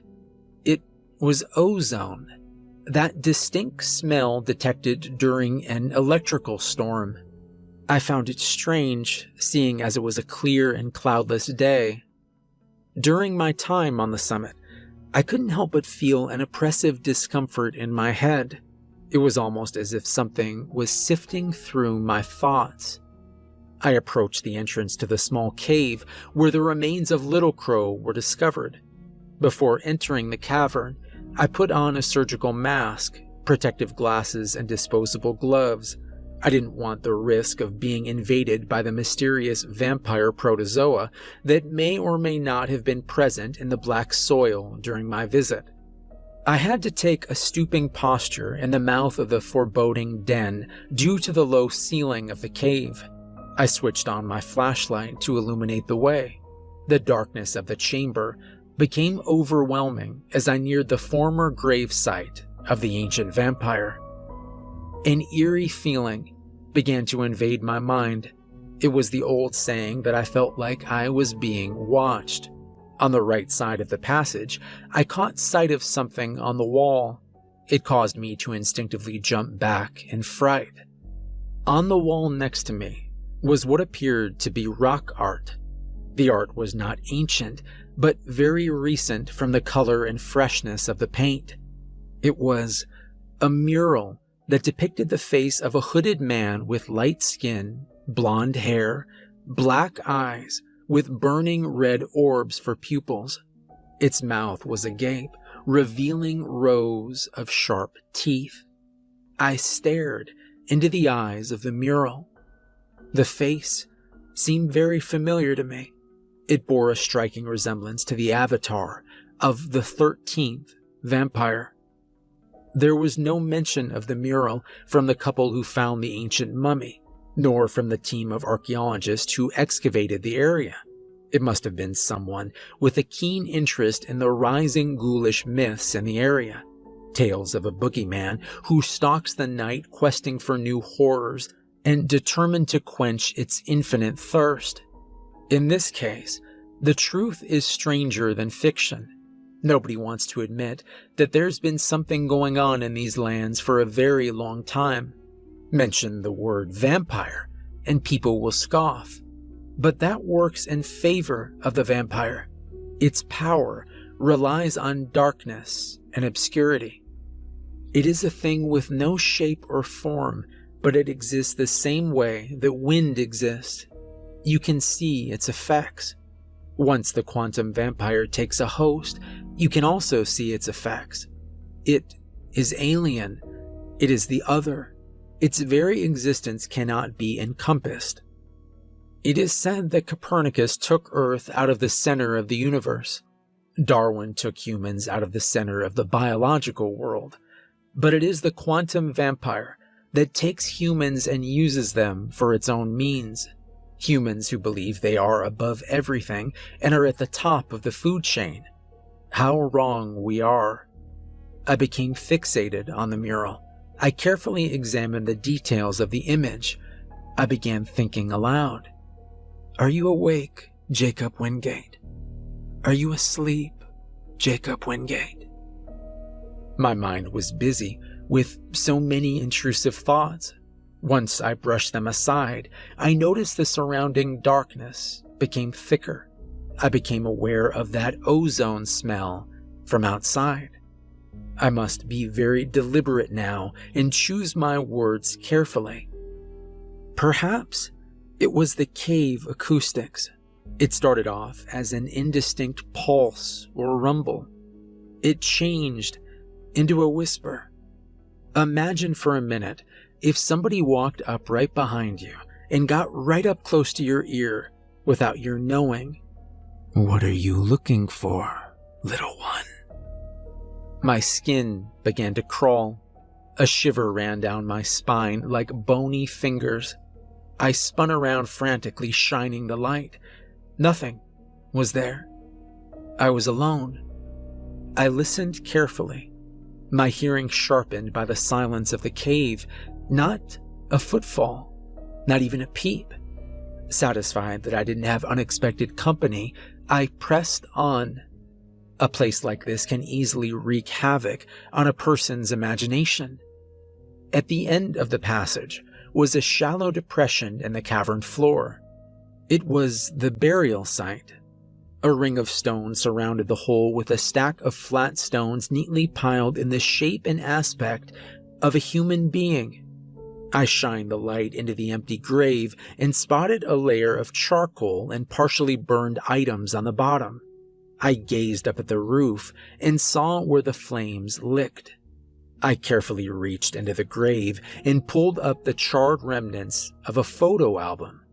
I flipped it open and saw family photographs of a father and mother, a girl, and 2 boys. The girl was named Samantha. She was the elder. David was the middle child, and Jacob was the youngest of the 3. A single photograph slipped out from the album onto the ground. I swiftly picked it up. It was another picture of Jacob. He was holding a large black cat with piercing green eyes. I turned the picture over. Written on the back was Jacob in Salem, 2008. Little is known about Jacob. He was a very secretive individual. He was born February 14th in the year 1988 to Robert Wingate and Matilda Dombrowski. Jacob had a very happy childhood, according to his parents. They gave him just about everything he wanted. He received good grades in school and was often described as a quiet and polite student. He got along just fine with his older siblings. They would spend countless summer afternoons playing on the shores of Gemini Lake. Other times, he would go to the local arcade with them and sink coins into the machines. He was deeply passionate about astronomy. He would often spend many nights gazing up at the cosmos. Jacob was a bit of a loner. He seemed to live in a world of his own.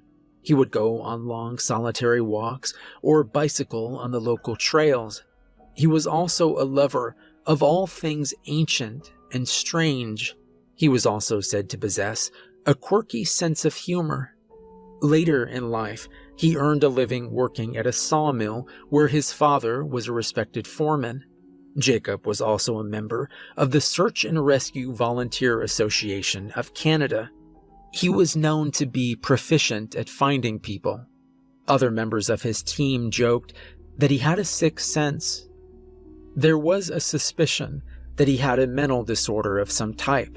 It became even more pronounced after his horrifying encounter with Little Crow in the national park.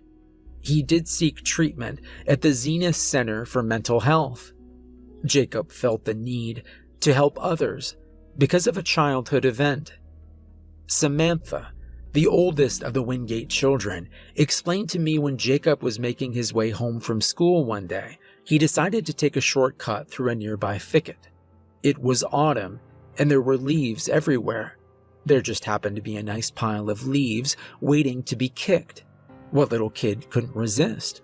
Jacob went for it, and as he did, the sound of breaking sticks startled him. He found himself falling into an open drainage hole. Fortunately for him, he reacted fast and was able to catch onto the edge of the opening. Below him was darkness, with the sound of flowing water. Jacob summoned all his strength and pulled himself up and out of the hole. Ever since that experience, he felt compelled to help those in need. But now, he's become an abomination that preys on the weak and the wounded. A profound feeling of sadness came over me. The sound of crumbling rocks startled me. I forgot my bearings and swiftly stood up. I bashed my head against the low-hanging roof of the cave and collapsed to my knees. Jolts of pain radiated through my skull and down my spine. I turned the flashlight to see where the sound came from. It was the stack of flat stones. They'd been knocked over. Just beyond the heap of crumbled rocks was something I hadn't noticed before. There was a small hole in the wall, another passageway. A stealthy rustling sound came from that opening. That's when I saw it. 2 yellow eyes. Have you ever seen the glowing eyes of an animal when you shine a light in their face while they're off in the distance?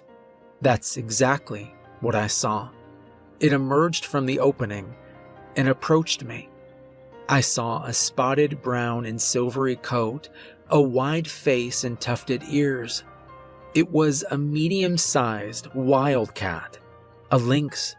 A deep guttural growl emitted from its throat. It darted towards me.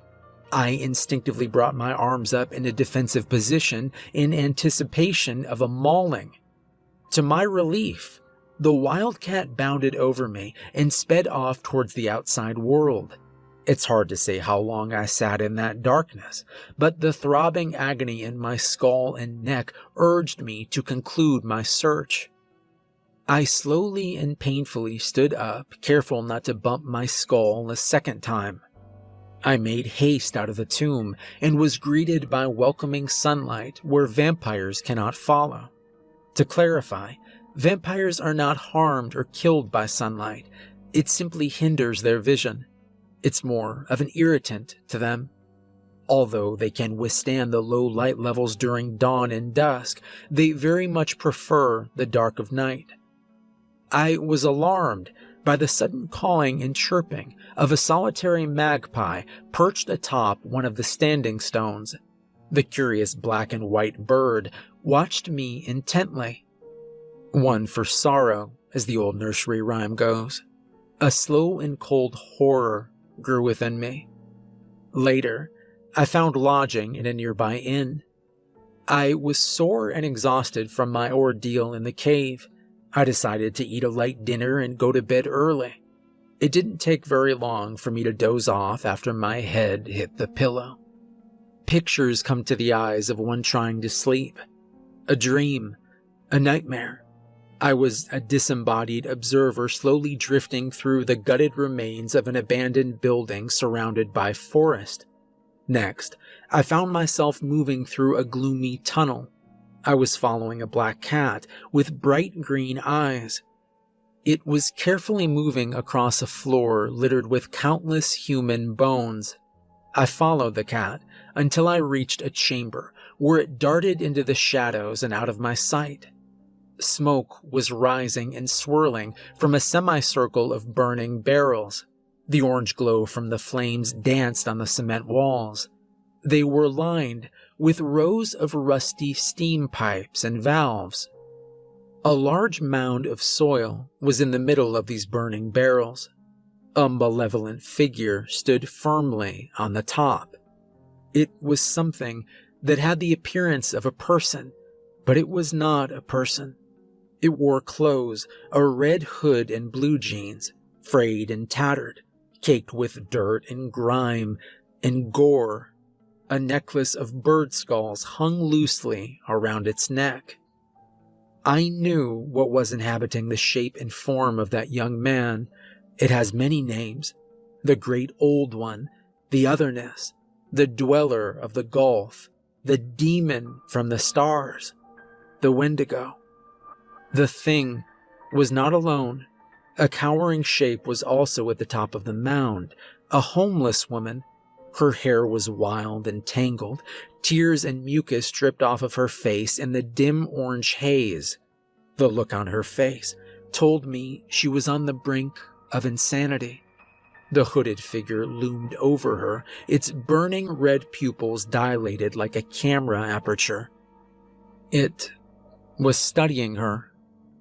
It got right into her face and said a single word. So. It suddenly knocked the helpless woman down onto her backside and looked at her leg. It bit down with razor-sharp teeth, and the woman howled in unimaginable agony. The creature ripped a huge chunk of tissue and spat it out. It went for another bite, and this time bit directly into the femoral artery. It began drinking. I could see the life gradually slipping from the poor woman as her fluids were drained. Once she was extinguished, the fiend withdrew its dripping maw from her leg. It swiftly wrenched her neck. The human abomination remained knelt next to its finished prey and stared into the darkness. A deep guttural clicking sound came from its throat content with a blood meal. It gently rolled the body down the mound. The hooded figure made a kissing noise, like it was trying to get the attention of a pet. A large mountain lion lumbered from the inky recess. Its coat glowed in the dim orange light from the nearby fire. There was something peculiar about this animal. It was immensely old. Its fur was faded and gray. The ancient panther sniffed the dead woman and started pawing at her remains. It clamped its powerful jaws around her head and yanked her away into the shadows. The hooded figure shifted its gaze on me. It spoke with power and authority. Are you awake, little one? Are you asleep, little one? I opened my eyes. I remember staring up at the ceiling, back at the inn. Everything was basked in the orange glow from the setting sun beaming through the window. Eventually, I would return to my slumber. My eyes would snap open once more, Darkness would greet me. I could sense that something was wrong. I tried to sit up, but found that I could not move. I was paralyzed. There was a slight glow coming from the front of me. Something materialized on the dresser. An object. There was some kind of distortion to it, like the heat shimmer on a road during a hot summer day. It was a small ivory statue, a vague human form, membranous wings jutting out from the shoulder blades, a panther head with a mouth stretched in a feral grin, a serpentine tail poised to strike, the right hand displaying some kind of gesture, with the thumb and pinky finger making contact while the remaining three were straight. Upon realization, a sharp and intense burning pain in my chest began. The pain radiated into my jaw and my left arm. I was having difficulties breathing. It was the accursed figurine carved from the ivory of a woolly mammoth 10,000 years ago, unearthed by archaeologists in the national park. It was the idol given to me for safekeeping by an elderly woman, the head archaeologist. She made it clear to me not to touch the figurine with my bare hands, just like she and her colleagues did.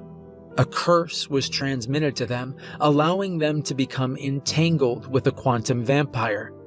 It brutally killed each of them, one by one.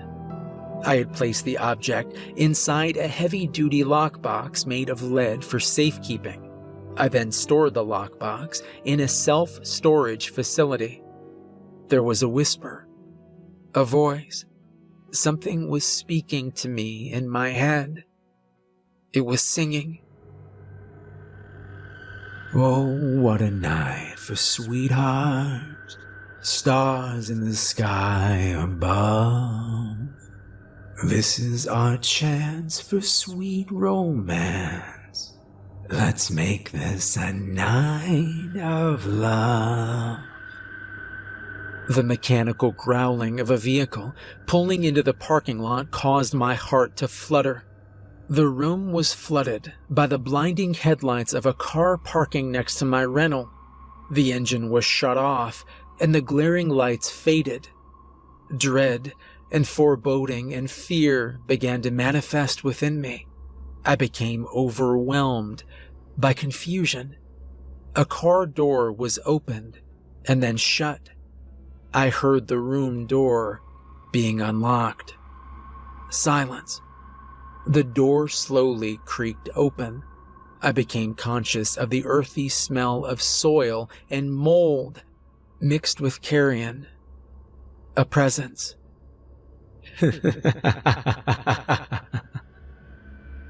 Suddenly, I could feel the end of the mattress buckle under the weight of something.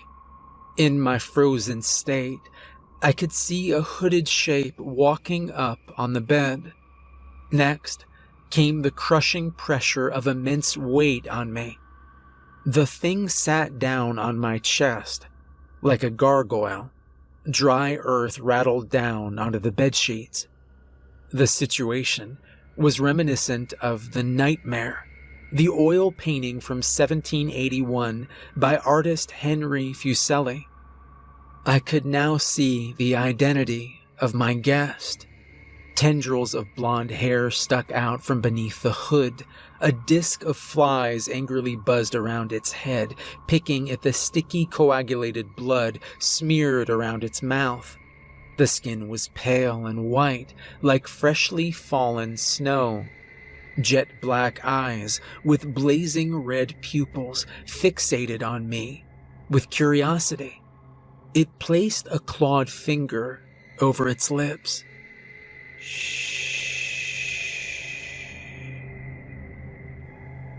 I uttered its name. The expression on its face was remote. It responded. A low, cracked voice. Jacob is in here, and so is Little Crow. I am their master. It stared at me, contemplating. You do good work, little one. Write the new gospel. It playfully poked me on the nose with a forefinger. The world went black. I sat up, gasping for air, covered in cold sweat. Salty tears rolled down my face. My pulse pounded in my temples. My mind was wild with a tsunami of horrifying thoughts. I was trembling with uncontrollable fear. I grabbed my keys and got into the rental car. I sped out of the parking lot. I was compelled to drive over to the self-storage facility. I accessed the storage unit and opened the lockbox. To my complete horror, the statue was missing. It had been reclaimed. On my way back to the car, I saw something that startled me. It was a large domestic cat. It was sitting on the hood of the car. Its black fur rippled in the gentle breeze. It stared at me with glowing eyes, maybe a trick of the streetlights. It watched me with intense curiosity as I cautiously approached. I was born and raised in Appalachia. I spent my first 22 years in Kentucky, then moved to Tennessee. I'd always loved the outdoors and was lucky enough to get a job with the Forest Service a few years after high school. My family back in Kentucky had a lot of issues, and being in another state without cell reception, it felt like an escape. I learned a lot about survival in my time with the Forest Service. I love the wide open spaces and the sense of peace being in nature, rather than spending my days stuck in a cubicle under fluorescent lights. And I like helping people. I've helped many lost hikers find their way back, and I've even helped with injured hikers and rescues. It was the perfect job for me. I live alone in a trailer with my Labrador Barkley. My nephew Riker flew in to visit a few weeks after his college graduation. He'd always wanted to hike the Appalachian Trail, and I supported this, but only if he is prepared. Too many young people, they watch a few survival shows and they think they're ready to handle nature. They are not. I was always really close to Riker, despite being estranged from the rest of the family. I never settled down or had kids, mostly because of work. So Riker was the closest relative I had, and I wanted to pass along the skills I had before I got too old. I met Riker at the airport, and he gave me a huge bear hug. We went back to my trailer, and I cooked him up some steak and potatoes. We talked about our plans for the week. I'd taken some vacation time to spend the entire week hiking together. We would set out on the trail tomorrow morning. I strongly suggested Riker get a good night's sleep. We would have our work cut out for us tomorrow. But before he retired to the guest room, I needed to give him a warning. Hey, make sure you close the curtains in there before you go to sleep, all right? I told him. Riker looked confused. Okay, but there's no one out here. We're literally in the middle of nowhere. It's not like anyone's going to look in the window, he said, laughing. We'll talk about it tomorrow, I assured him. Luckily, Riker was always very respectful about following my household rules, so he agreed. After spending some time getting our equipment ready for tomorrow, I headed to bed myself. I made sure to close my bedroom curtains before drifting off. You see, when I first moved out here, I used to like the moonlight streaming in through my window at night. Being in a secluded area, I didn't think it was a problem. Until this one night I woke up.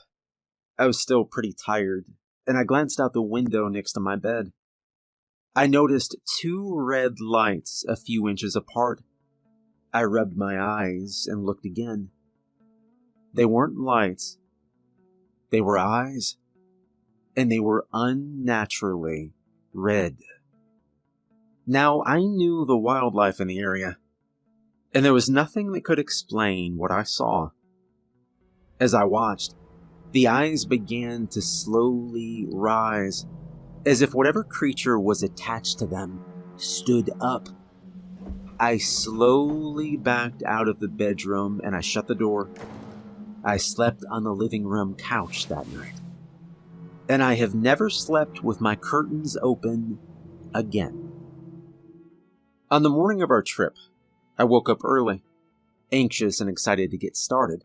I gave up trying to sleep and started brewing coffee around 5 a.m. Although I tried to be as quiet as possible, Riker woke up around 5:30, so we decided to eat breakfast and get an early start. As I was making breakfast, Riker glanced over to see Barkley standing outside on the front porch, scratching on the sliding glass door. He got up to let him in. Just as he got to the door, I said, "Wait." Riker paused, looking confused. I motioned for Riker to follow me into the living room, and I pointed to Barkley, who was sleeping peacefully on his bed. "Keep the door closed," I said. He nodded. "Is it a stray?" he asked. I shook my head.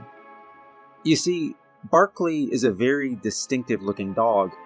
He was older and his coat was going gray. He also had a scar over his left eye from a fight with a raccoon many years ago. Riker glanced back to the sliding glass door, and he noticed the dog was gone. This was another rule that I needed to tell Riker.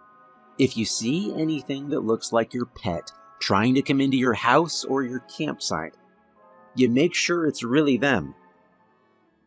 Riker asked what just happened, but I didn't think he'd believe me. So I just told him I'd explain later, since we needed to be on our way. While Riker did seem disturbed by the whole incident, he was a trooper and was ready to set out an hour later. The next few hours of hiking were amazing. We took in the most beautiful views and we got a chance to really catch up, I'd been debating when to tell Riker about the rules for the trail, but I was worried he wouldn't take it seriously. At least not yet. Before he arrived for his visit, I tried explaining that the Appalachian Mountains have a strange, supernatural activity, but he wasn't really interested. Now, I'll admit, I didn't believe most of it either, at first. It took seeing it with my own eyes for me to understand. But that's why I'm here with my nephew, to show him that things are out there, that we can't understand everything.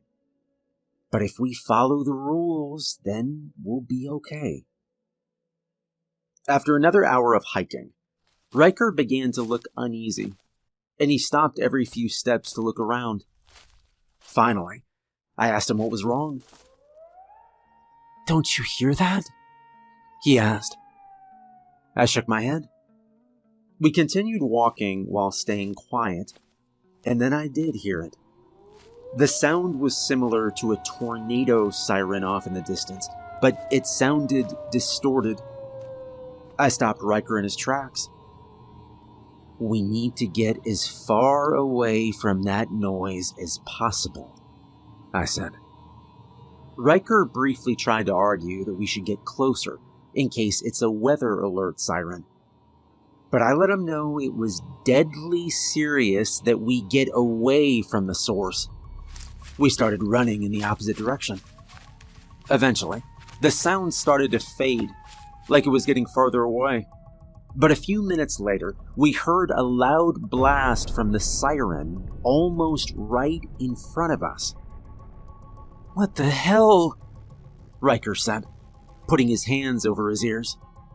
We were running hard now, which was extremely unpleasant, carrying all our equipment. Suddenly, we were forced to stop dead in our tracks. The ground beneath us started to shake, and what looked like an old vine-covered telephone pole with speakers at the top began moving across the trail. That siren was deafening. Riker and I booked it. We didn't stop moving until we hadn't heard the siren for a good 20 minutes. We both tripped over roots several times and were pretty scratched up and out of breath by the end. Riker demanded an explanation. He wanted to know what the hell was going on out here. So I decided it was time to have the talk with him. He'd be much more open-minded now that he'd seen some things of his own. So I agreed to give him the rundown. It was hard to remember all the strange things that had happened out here, and how to avoid them. But when Riker told me he was going to hike the Appalachian Trail, I made a list of rules for him, and I wrote down what I could remember. Always sleep with your curtains closed. Leaving them open can result in waking up to red eyes peering through. I've only had one brief encounter with the red eyes, but another ranger I knew. He wasn't so lucky. Dan Williams was young, around 30, and in fantastic health. One day, he just didn't report for duty. This was not typical for him, as he was one of the most dependable people I ever met. Being a close friend of Dan's, I drove to his house and I knocked on the door. After getting no answer, I saw that it was unlocked. I entered and I called out to him. There was no answer. When I got to his bedroom, I had a bad feeling. I opened the door to find him laying on the bed, completely still. His eyes and his mouth were wide open, frozen in the worst expression of horror I've ever seen. I quickly called 911, and when I reported back to our boss, he asked if the curtains in the bedroom were open. I confirmed they were. I tried to ask why he wanted to know, but he wouldn't tell me anything. After my own encounter, I started closing them every night. If your pet is trying to get into your home or campsite, make sure it's really them. Letting the wrong one in is like putting out a welcome mat to an evil spirit. If you hear a siren out in the woods that doesn't sound quite right, avoid getting close to it at all costs. The sound you're hearing, it's not a siren at all. It's a cryptid that uses the sound to lure people in. This creature disguises itself as an old, rusty telephone pole or speaker. Whenever its intended victims get within range, it will detach from the ground and chase them down. It's been said by some of the older folk who are familiar with this cryptid that if caught, the victim's screams are harvested to power the siren. There's a creature that roams the Appalachian Mountains called a wampus cat. It's unlike any other large feline in that it has 6 legs, 4 in front and 2 in the back. It's larger than a full-grown lion and has unnatural abilities. These include being able to outrun arrows and in some cases even bullets. The wampus cat can walk on its hind legs and has these piercing golden eyes. Avoid making contact with it at all costs. Making eye contact results in a hypnotic state. If you become hypnotized, you'll be unable to move and eaten. If you encounter a wampus cat, your best bet is to try to catch it off guard and shoot it, or try to hide if you don't have a gun. Forget outrunning it. You wouldn't have a prayer. If you're out in the woods and you hear someone say your name, but there's no one visible, pretend you didn't hear it. You may also hear other things, like the sound of a baby crying or someone calling for help in a monotone voice. As unnerving as this is to hear, ignore it. Even so much as turning around or following the voice for a few steps can lure you to your death. Several years ago, while working on trail maintenance, I had a woman frantically run up to me, screaming for help. She said her name was Jenny and explained that she and her husband were hiking when he started acting strange. He got really quiet, and he stopped to look around every few steps. She asked what was wrong, and he said he thought he heard their son call out to him. Now, this wasn't possible, because their son, 10-year-old Brandon, passed away the year before. He was hit by a car while riding his bike. Jenny tried to talk him out of following the voice, telling him this couldn't be Brandon. But her husband was very determined and refused to listen.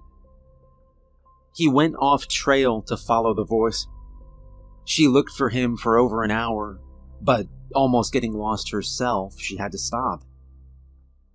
I agreed to help look for him, but eventually had to call in backup as I was unable to locate him.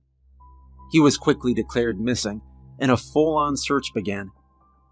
Now, sadly, this story doesn't have a happy ending. His body was recovered on the bottom of a steep drop-off. It was unclear if he was jumped or was pushed.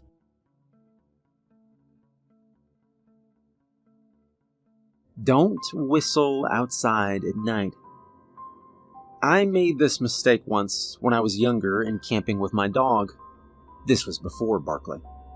It was my old dog Rex, and I'd been warned by other forest workers not to whistle at night. But naturally, I was in my early 20s, and I thought it was just some old wives' tale. I'd been hiking all day, and I started drinking by the campfire as it got dark. Rex was pretty good about staying nearby, so I let him wander off leash during the day. As it got dark, though, I became apprehensive about him getting lost or hurt, so I whistled for him to come back. He didn't respond to my whistle at first, which was very unusual for him.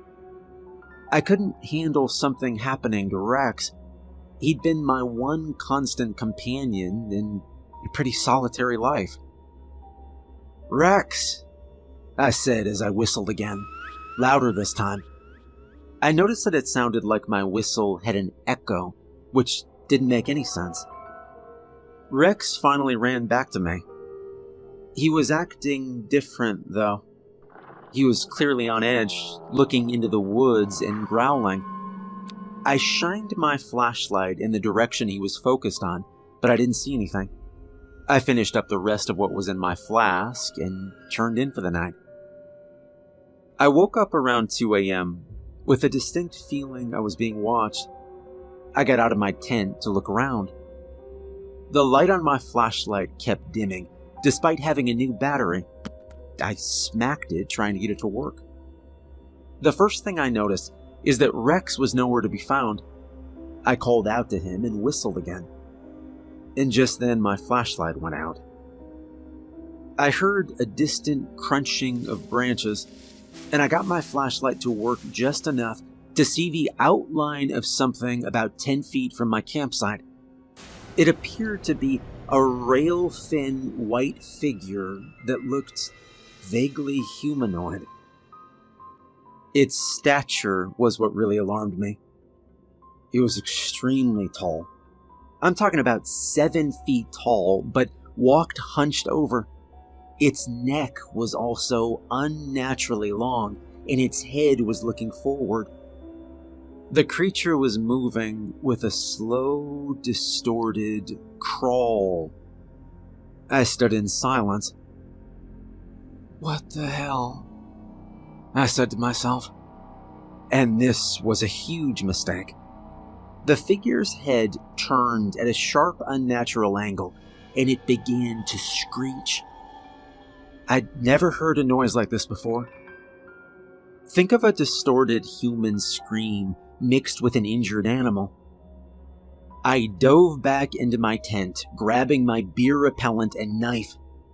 Stupidly, I hadn't brought my gun on this trip. I could hear it screeching outside my tent, and I knew it was time to defend myself.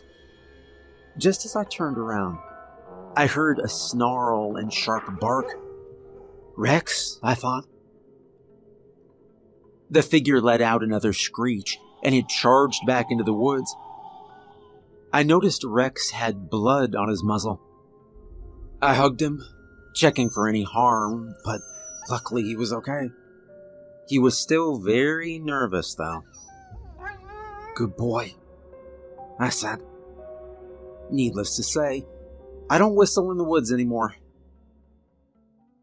If you become lost on the trail for longer than a day, don't trust everything you see. An old friend of mine, John, who also worked for the Park Service, became lost during a solo excursion. Now, he was a very skilled survivalist and knew all the trails like the back of his hand, so I was shocked when he went missing.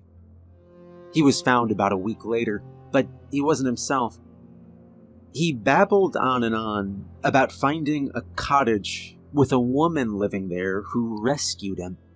He said she gave him tea and pastries, then allowed him to stay in her guest room. He reported feeling drowsy the whole week he was there, but he had these strange memories of the woman coming in and out of his room with food and tea. He said some of the tea had sliced mushrooms floating in it. When he was asked how he got out, he said he just woke up one day on the forest floor. John attempted to show his rescuers where the home was, but there was nothing there. He became obsessed with searching for it, and the rescuers had to convince him to take some time off and get medically cleared. John's mental state never recovered. He lives in a long-term care facility now. At first, I assumed his experience was just a high-stress event that may have triggered underlying mental health issues, but other rangers have told me this wasn't a unique story. So like I said, if you're lost on the Appalachian Trail and you see a cottage in the woods, don't trust it. Stop and ask yourself if what you're seeing makes sense before going in to ask for help. If you see a woman in her 60s, wearing silver-eyed glasses, wandering around in the woods, and she asks you to get back to the trail, assist her. If you successfully help her find her way back, you'll be granted good luck for the next 7 years. You see, this woman was a very avid and determined hiker. She got lost off trail one day and was unable to find her way back.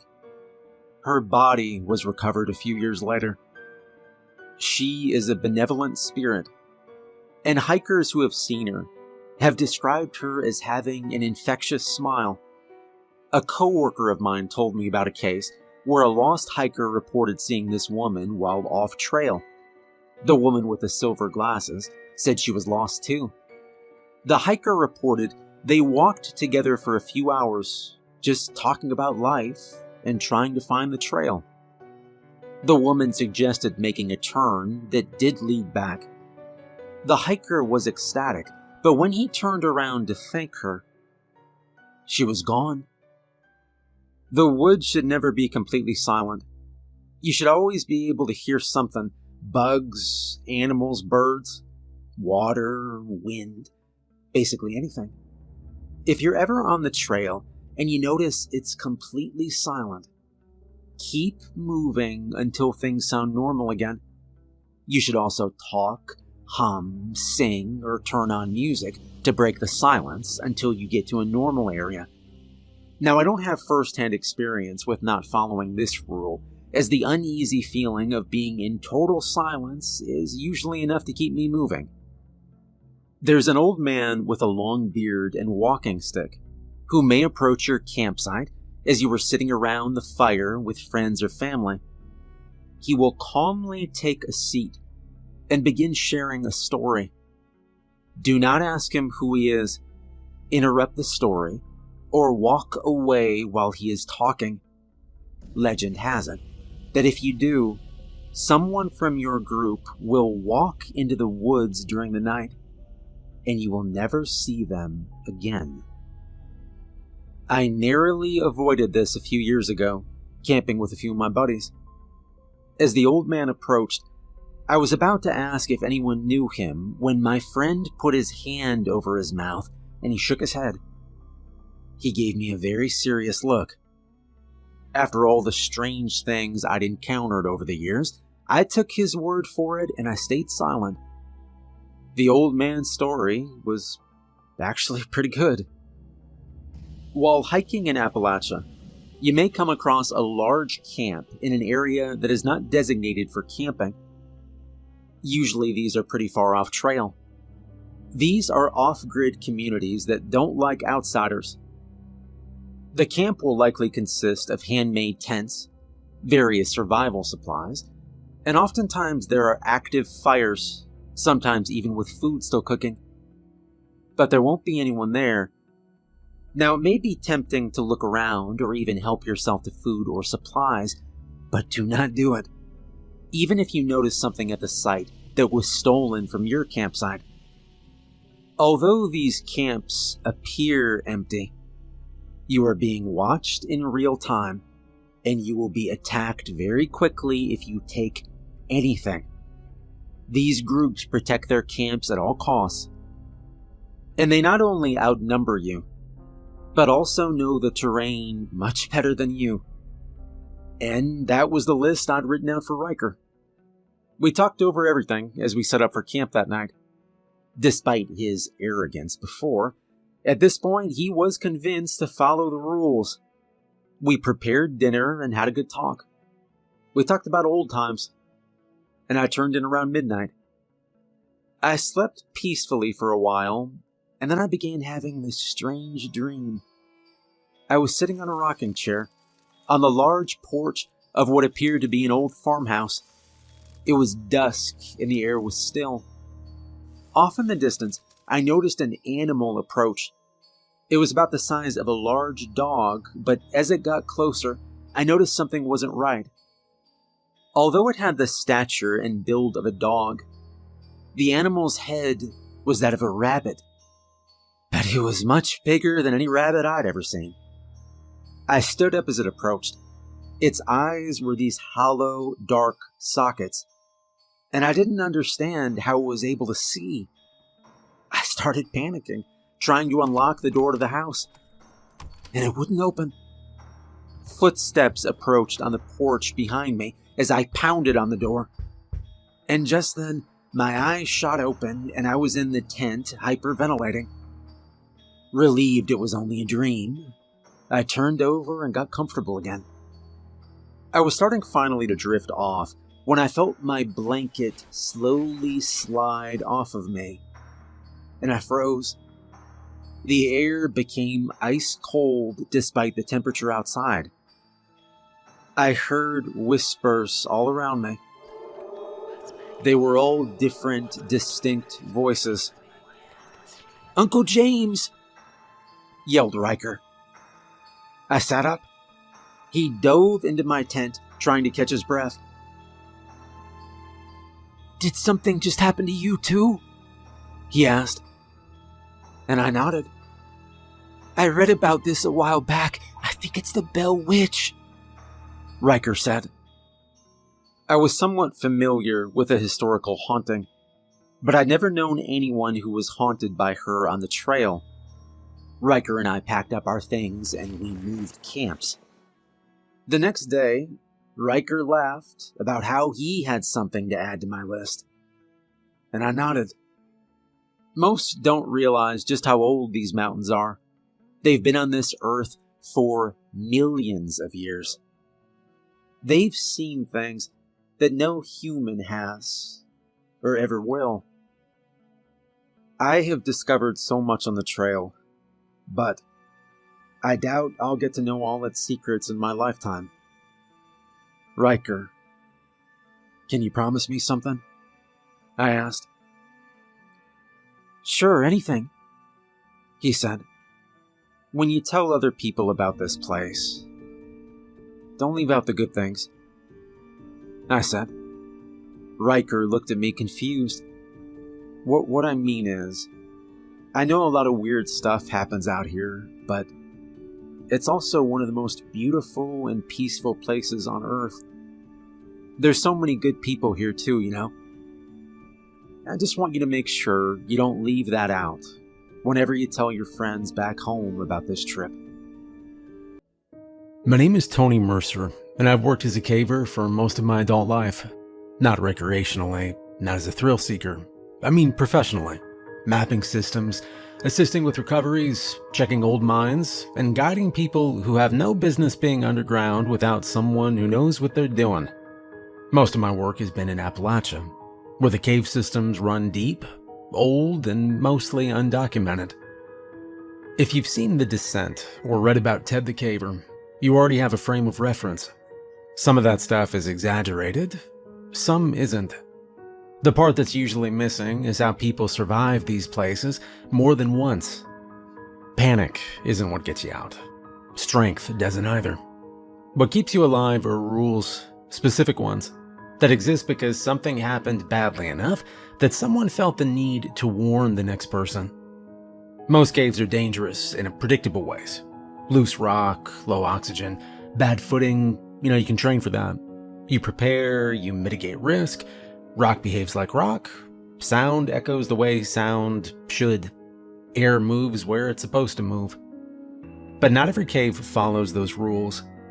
The system I'm writing about sits deep in the Appalachian Range, far from any tourist access or marked trail. There's no sign pointing toward it. No fence, no warning placard. Just a narrow opening hidden by brush and stone, and a steady draft of cold air coming from a place that never sees sunlight.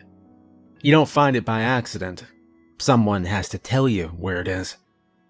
The first time I went in, I wasn't alone. I was with Forrest Hale, who grew up in northern Georgia and carried himself like someone who didn't waste energy reacting to things until they actually mattered. Forrest had a slow southern drawl, steady hands, and the kind of calm you only get after spending years underground when things go wrong. He trusted his instincts more than equipment, and they'd keep him alive longer than most. The third was Laura Bennett. Laura was precise, careful, without being timid. She noticed changes in the cave before anybody else. Airflow shifts, subtle sounds, places where the rock felt wrong under your hand. She didn't talk much while moving, but when she did, it was because something needed attention. I trusted her judgment completely. We'd been inside parts of that system before, but on one trip we pushed farther than usual, past the sections we knew, past the points where most people turned back, deep enough that the rock stopped looking familiar and the air felt heavier. And that was when I saw it. Carved directly into the stone wall of a narrow chamber, far enough inside that no one would do it casually, were 6 rules, not written in chalk, not scratched by a knife. They were cut into the rock, deep grooves worn smooth around the edges by time and moisture. Whoever carved them hadn't rushed. Each line was very deliberate. They were numbered 1 through 6. No explanation, no symbols, just the rules. I stood there for a long time, reading them over and over. I didn't understand most of them at first. Some didn't make sense at all. Forrest was quiet when he saw them. Laura took pictures and didn't say a word. I took a photo too. At the time, I thought they were a warning left by someone who got spooked. Maybe a joke. Maybe superstition carved in stone by miners or early cavers who didn't know any better. I was wrong. Over the years that followed, I learned exactly why each rule was there, one at a time. The hard way. Rule number 1. If you see green frogs, do not lick them. The first rule was carved deeper than the rest. I noticed that. The grooves were wider, more worn, as if more hands had traced over it than the others. Either that, or it'd simply been there longer. At the time, I thought it was a joke. I mean, who needs to be told not to lick a frog? I didn't say that out loud. Forrest was standing a few feet back, headlamp angled toward the ceiling, checking for fractures. Laura was photographing the wall with her phone, making sure to get the carving from different angles. Still, the thought crossed my mind. Of all the dangers underground, collapse, bad air, disorientation, that was the first rule someone chose to carve into stone? I wouldn't have laughed if I'd known what lived deeper in the system. Now, we didn't see frogs that day. Not on the first trip after finding the rules, anyway. We finished our survey, backed out the way we came, and didn't think much more about it. I remember joking about it later over coffee, calling it common sense carved in limestone. Laura didn't laugh. Forrest didn't either. It was weeks later when we ran into him. We were deeper than usual, past a section where the ceiling dropped low enough that you had to crawl on your stomach for a good 30 feet before it opened up again. The air down there felt thick, humid in a way that didn't match the rest of the cave. There was no standing water, no stream, no drip you could point to and say that's why. Just damp stone and a smell I couldn't place at first. Forrest noticed them before I did. "Don't move," he said quietly. That got my attention. Forrest didn't stop people unless he had a reason. I froze where I was, one knee down, one foot planted, headlamp steady. "What is it?" I asked. "Look," he said. "Real slow." I followed his beam. At first I thought they were boulders, rounded shapes scattered across the floor of the chamber, clustered near the walls. And then one of them moved. It wasn't a hop or a crawl. It was more like a slow adjustment, a heavy body settling its weight. And that was when my brain finally caught up and understood what I was looking at. Frogs. Big green ones. Bright, unnatural green, like fresh paint that hadn't dried yet. Their skin wasn't slimy the way you'd expect. It was almost velvety, stretched tight over thick bodies. Each one was about the size of a small dog, bigger than any frog had a right to be. Wide backs, thick hind legs folded beneath them, front limbs tucked in close. Their eyes were yellow, not gold or amber, yellow, like old headlights. They didn't blink. They just stared, mouths slightly open. There were 6 of them I could see. Laura whispered my name, barely audible. "Tony," she said. "I feel weird." I turned my head slowly, careful not to take my eyes off the frogs. Laura was standing closer to them, and her posture had changed. Her shoulders were loose, her head tilted slightly, like she was listening to something I couldn't hear. "I'm fine," she said, even though I hadn't asked. "They're kind of beautiful, aren't they?" And that was when I felt it too. It wasn't a voice or a sound. It was more like a suggestion, planted gently and repeatedly. A pull. A calm, steady urge to take one step closer. Just one. To reach out, to touch the skin, to see what it felt like. My mouth filled with saliva. Forrest swore under his breath and grabbed Laura's arm hard enough that she yelped. The sound snapped something in my head, like breaking the surface of water, and I realized I'd been leaning forward without meaning to. "Back up," Forrest said. His voice was louder now, sharper. "Now." Laura blinked rapidly, confusion washing over her. "Why, what's wrong?" I didn't answer. I just grabbed her other arm, and together Forrest and I pulled her back, step by step, slow enough not to spook the frogs. My heart was hammering, but I kept my breathing steady. The frogs didn't move.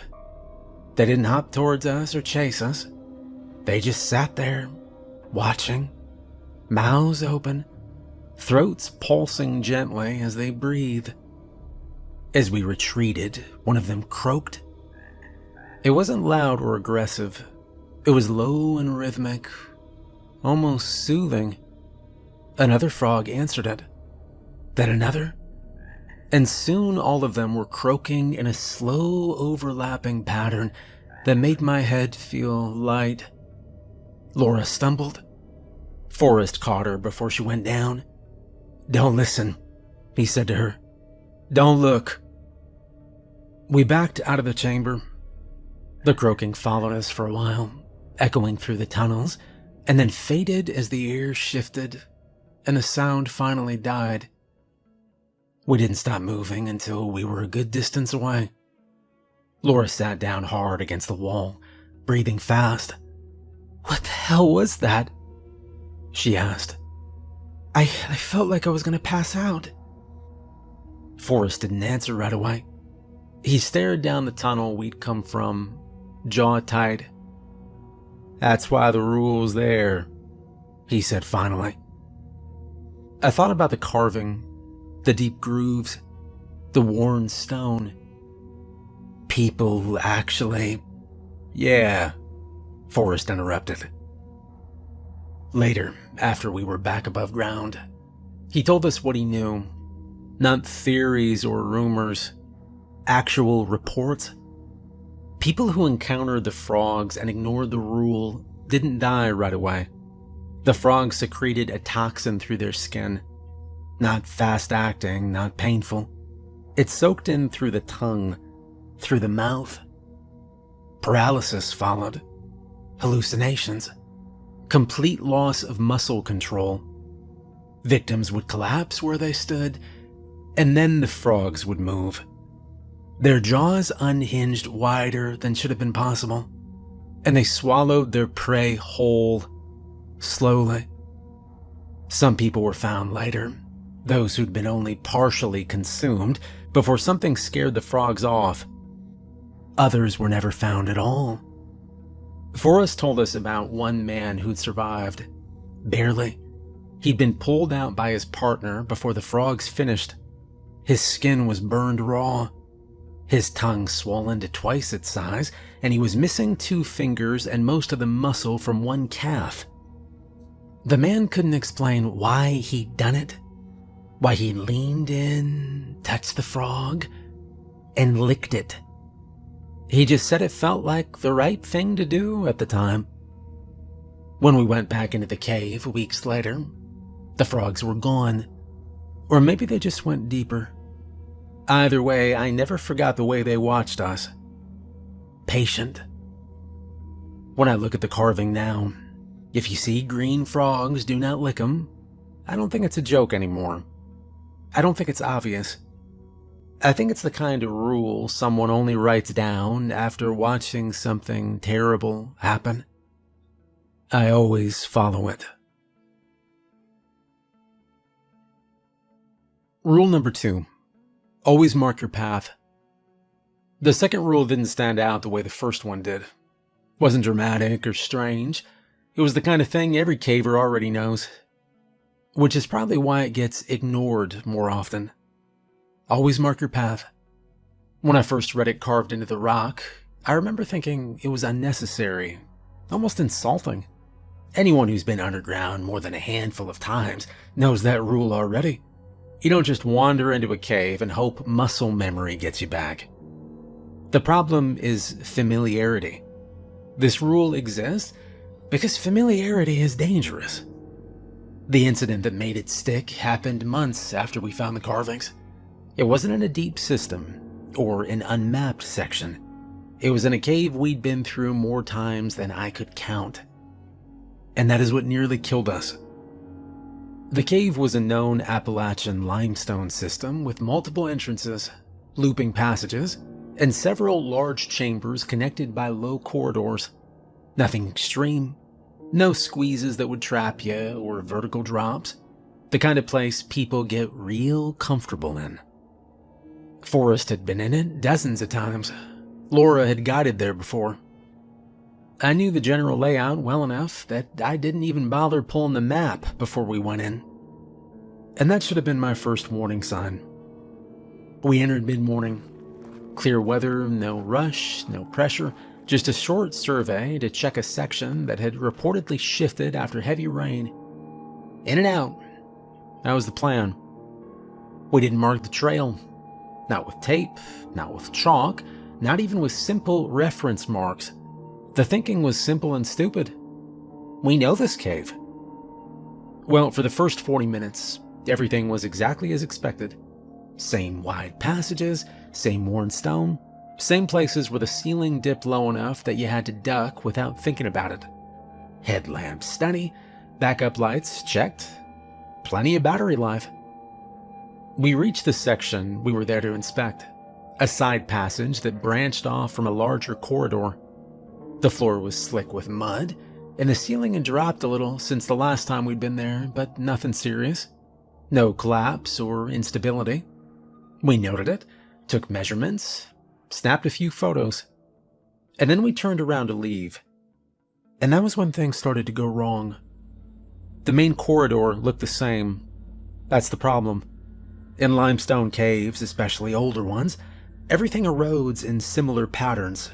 Same curves and textures, same dull gray color. Once you're inside long enough, your brain starts filling in details that aren't actually there. We walked for about 10 minutes before Laura stopped. "This doesn't feel right," she said. Forrest frowned. "What do you mean?" "Well, we should have hit the wider chamber by now." I checked my watch. She was right. We'd been walking longer than expected. I slowed, scanning the walls, trying to spot something familiar. A crack, a marking, anything. Nothing jumped out. "Maybe we took the longer loop," I said, though I wasn't confident. We kept moving. 5 minutes later, Forrest stopped this time. "Yeah, that turn back there, I don't remember that being there." I turned around. The passage behind us split into two. Both looked equally worn, equally traveled. Neither had any obvious distinguishing features. And I felt the first real flicker of unease then. "All right," I said, let's just slow down." We chose the left passage. Another 10 minutes passed. The air felt heavier, not because anything had changed, but because we were starting to breathe harder. Laura kept glancing behind us. Forrest adjusted his headlamp twice, angling it differently, like he was trying to force familiarity out of the rock. And then my light flickered. Just once. Quick enough that I almost convinced myself I imagined it. I checked the battery indicator. Lower than it should have been. And that's when the cave stopped feeling like a place and started feeling like a big problem. We stopped completely. No talking, just listening to our own breathing. "All right, we need to pick a direction and commit," Forrest said. "And if it's wrong?" Laura asked. I didn't answer right away. We chose the right passage this time. The ceiling dropped lower. The floor sloped unevenly. The air felt stale. My light flickered again, longer this time. I slowed my pace without realizing it, and that's when Forrest's light went out. Just off. "Shit," he said quietly. He slapped the side of his headlamp. Nothing. He switched to his backup. Dimmer, narrower beam, but it worked. "All right, we need to move now," I said. You know, panic doesn't hit all at once. It creeps in through small failures sometimes. A wrong turn, a dead light, a familiar place becoming unfamiliar. Laura's breathing was shallow now. She kept close behind me, one hand on my pack so she wouldn't drift off course in the dark. My light flickered again. We walked faster. And every passage started to look wrong. Every turn felt like a mistake. I tried to picture the map in my head and couldn't. The mental image, it kept slipping away, replaced by stone and darkness and the sound of our boots scraping mud. And then my light died. Complete darkness. I froze instinctively, heart slamming into my ribs. "Tony?" Laura said. Her voice was tight. "I'm here," I said, forcing calm. "Backup light." My hands shook as I fumbled for it. And when it clicked on, the beam was weak, barely enough to see 10 feet ahead. Forest backup was fading too. We stood there for a moment, 3 people in a cave we thought we knew, relying on lights that were actively failing. "This is my fault," I said. "We should have marked it." Forrest didn't argue. Laura didn't either. We moved again, slower now, sticking close, careful not to waste battery. Every decision felt heavy. Every turn could be the last wrong one. Finally, after many hours, we felt air moving. A faint draft, cool against my face. We followed it. The beam from my backup caught a faint glow ahead. Daylight. We stumbled out of the entrance, collapsing onto the ground like we just finished a marathon. And my light died completely seconds later.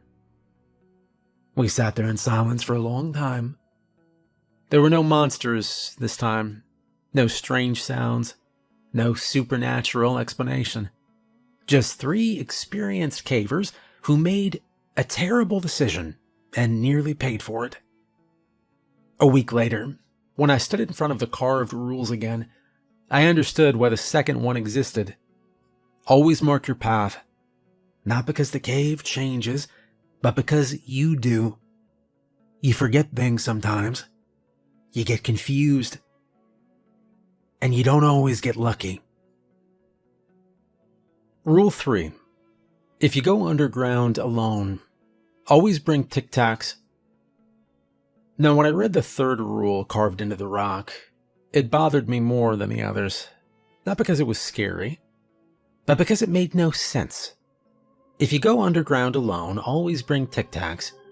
Not food or sugar or candy. Tic Tacs. Specific. Narrow. No explanation, no variation. Forrest stared at it for a long moment, and then shook his head. "That's weird," he said. "Why not just say snacks?" Laura crouched to get a closer look at the carving. "Doesn't look like a joke," she said. "Someone took their time with this." I agreed with that much. The grooves were deliberate and deep. Whoever carved the rules didn't rush, and they did not improvise. They wrote exactly what they meant. Still, I didn't understand the rule. I didn't understand it even a week later, standing inside a gas station just off the highway, grabbing supplies for an early morning cave check. It was a nothing stop. One of those places you pull into without thinking. Faded signage, humming lights, shelves packed too tight. I grabbed water, jerky, batteries, normal stuff. And as I walked toward the counter, my eyes landed on a small rack of mints. Tic Tacs. I stared at them. The rule crossed my mind. I hadn't planned to go in alone that day, but plans change, schedules shift. And even if they didn't, the rule didn't say only bring them if you're alone. It said always bring them if you're alone. And I figured having them couldn't hurt. What the hell? I grabbed a box. I didn't think it was important. I didn't think it meant anything. I just tossed them in my pack and paid. The solo run happened 3 days later. Forrest was out of state. Laura had another commitment. The cave wasn't deep or new, and it wasn't dangerous by any reasonable standard. I needed to check airflow in a known side passage after a stretch of heavy rain. In and out. 30 minutes, maybe 40. I debated waiting. And then I told myself I'd been underground alone dozens of times without issue. I had gear and experience. I had backup plans. I didn't think about the Tic Tacs again until much later. The cave entrance was quiet that morning. Cool air rolling out, steady and familiar.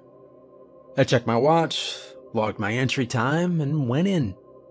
The first part of the route was wide enough to walk upright. The stone walls were smooth, worn by water over centuries. My headlamp caught a clean beam ahead of me. Everything was normal. The side passage I was checking branched off from the main corridor at a shallow angle. It sloped downward gently, then leveled out. I made my way in, checking airflow with a strip of tape, pausing occasionally to feel the rock for instability. No issues. I reached the turnaround point, marked my notes, and headed back. And that was when I realized something was wrong. The passage looked slightly different coming back. Not enough to set off alarms immediately, but enough to make me slow down. The ceiling felt lower. The walls seemed closer together. I brushed it off as fatigue and kept moving. And then I reached a junction that should not have been there. I stopped. I stood still, letting my breathing settle, scanning the walls carefully. 2 passages, both sloped upward. Both looked equally worn. I was certain, absolutely certain, that there had only been one way back. I checked my watch again. I hadn't been inside long. Wasn't panicking yet. I chose the left passage. It narrowed quickly, forcing me to turn sideways to keep moving. The floor dipped sharply, and I had to brace myself against the wall to avoid slipping. I didn't like that, but I kept going, expecting it to open up again. It didn't. I turned around. The slope I'd just descended looked steeper from this angle. The opening felt smaller. I tried climbing back up, and my boots slipped on damp stone. I tried again, slower. On the third attempt, a chunk of rock shifted under my weight and slid down, wedging itself awkwardly near the narrowest part of the passage. The opening was still there, just not comfortably. I backed away and sat down hard on the stone floor, heart pounding. Okay, that's not good. Talking helped a little, kept my thoughts from spiraling. I checked my gear, primary light steady, backup lights untouched. Plenty of battery life, water, food, radio, no signal. But that wasn't surprising. The rock was thick here. I wasn't trapped. Yet. I stood and took the other passage. 10 minutes later, I realized I was completely disoriented. The walls looked identical no matter which direction I turned. The floor sloped inconsistently, sometimes down, sometimes up. My internal sense of direction, usually reliable, was gone. Every turn felt wrong. I stopped again. And that was when my primary light flickered. Just once. I stared at it, waiting for another flicker. It stayed on, but the beam felt weaker somehow, like it wasn't reaching as far. I switched to my backup light immediately. I moved slower now, counting steps, keeping one hand on the wall at all times. My breathing was louder than I liked. After a while, long enough that I stopped checking my watch, I remembered the rule: if you go underground alone, always bring Tic Tacs. I frowned, reaching into my pack more out of habit than belief. My fingers closed around the small plastic box immediately, and I pulled it out and stared at it. Bright white lid, green lettering, completely out of place in the dark. Why would this matter? I said. I shook the box lightly. The sound was sharp, loud in the confined space. Then I heard movement. It sounded like something flapping its wings, and then a faint scrape above me. I angled my light upward, and perched on a narrow ledge near the ceiling was a crow. Black and white feathers, sharp beak, pale eyes reflecting my light. It shouldn't have been there. Birds don't fly that deep underground. There was no food, no light, no reason for it to be there. It didn't move or make a sound. It just watched me. I didn't move either. And then, slowly, for a reason I still don't understand, I opened the Tic Tac box. The sound echoed again, and the crow shifted, hopping once closer along the ledge. I took a tic-tac out and held it up on my palm. The crow tilted its head, studying me, then leaned forward and plucked it gently from my hand. Then it turned and flew, not erratically, not circling, straight down a passage I hadn't tried yet. It landed once, looked back at me, and stayed there. And I didn't think about it or question it, I just followed. The passage sloped upward. The air felt fresher with every step. My backup light dimmed further, barely holding on. The crow flew again, and then vanished around a bend. And seconds later, I saw daylight. I stepped out of the cave and I sat on the ground for a long time after that, staring at the entrance. I don't know exactly why tic-tacs matter. I don't know why that crow showed up. What I do know is this. I brought those tic-tacs on a whim, and if I hadn't, I would not have survived. Rule 4. If the walls start breathing, run. The fourth rule was the shortest one carved into the rock. No explanation or qualifiers, just a sentence that didn't leave room for interpretation. If the walls start breathing, run. When I first read it, I assumed it was shorthand, a warning about unstable rock, condensation, pressure shifts, something you could explain away with geology if you wanted to. Limestone caves, they do strange things. Expansion, contraction, water pressure, changing the way surfaces look under a headlamp. That's what I told myself. But over the years, I heard the same story 3 times. Different people, different caves, same description. The first account came from a woman named Amy Madigan. No, not the actress. Amy wasn't inexperienced. She'd been caving for years and had assisted on multiple survey and rescue operations. She wasn't reckless, and she wasn't prone to exaggeration. I trusted her judgment, which is why I listened when she told me what happened. Her incident occurred near the entrance of an old mine tunnel that connected to a natural cave system. The opening was wide enough to walk through upright, and daylight was visible from where she'd been working.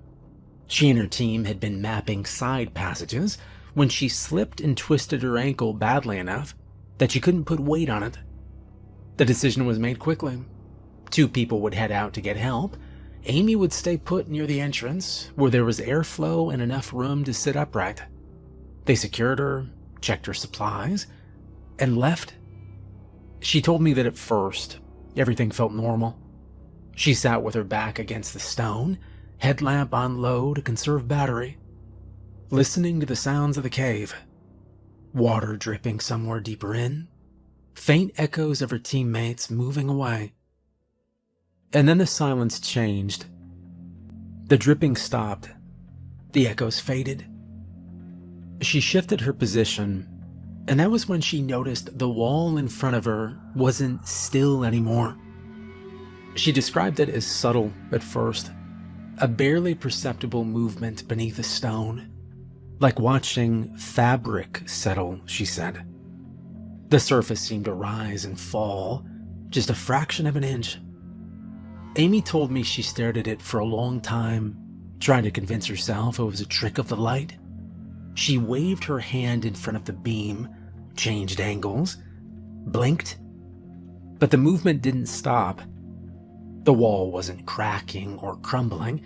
It was expanding and contracting, slow and steady, like a chest drawing breath.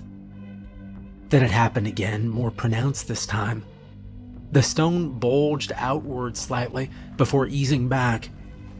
That was when she tried to move. She grabbed her pack and dragged herself away from the wall, ignoring the pain in her ankle. As she did, she noticed the tunnel behind her narrowing, drawing inward, like the space itself was tightening. That was when she saw the teeth. They didn't erupt all at once.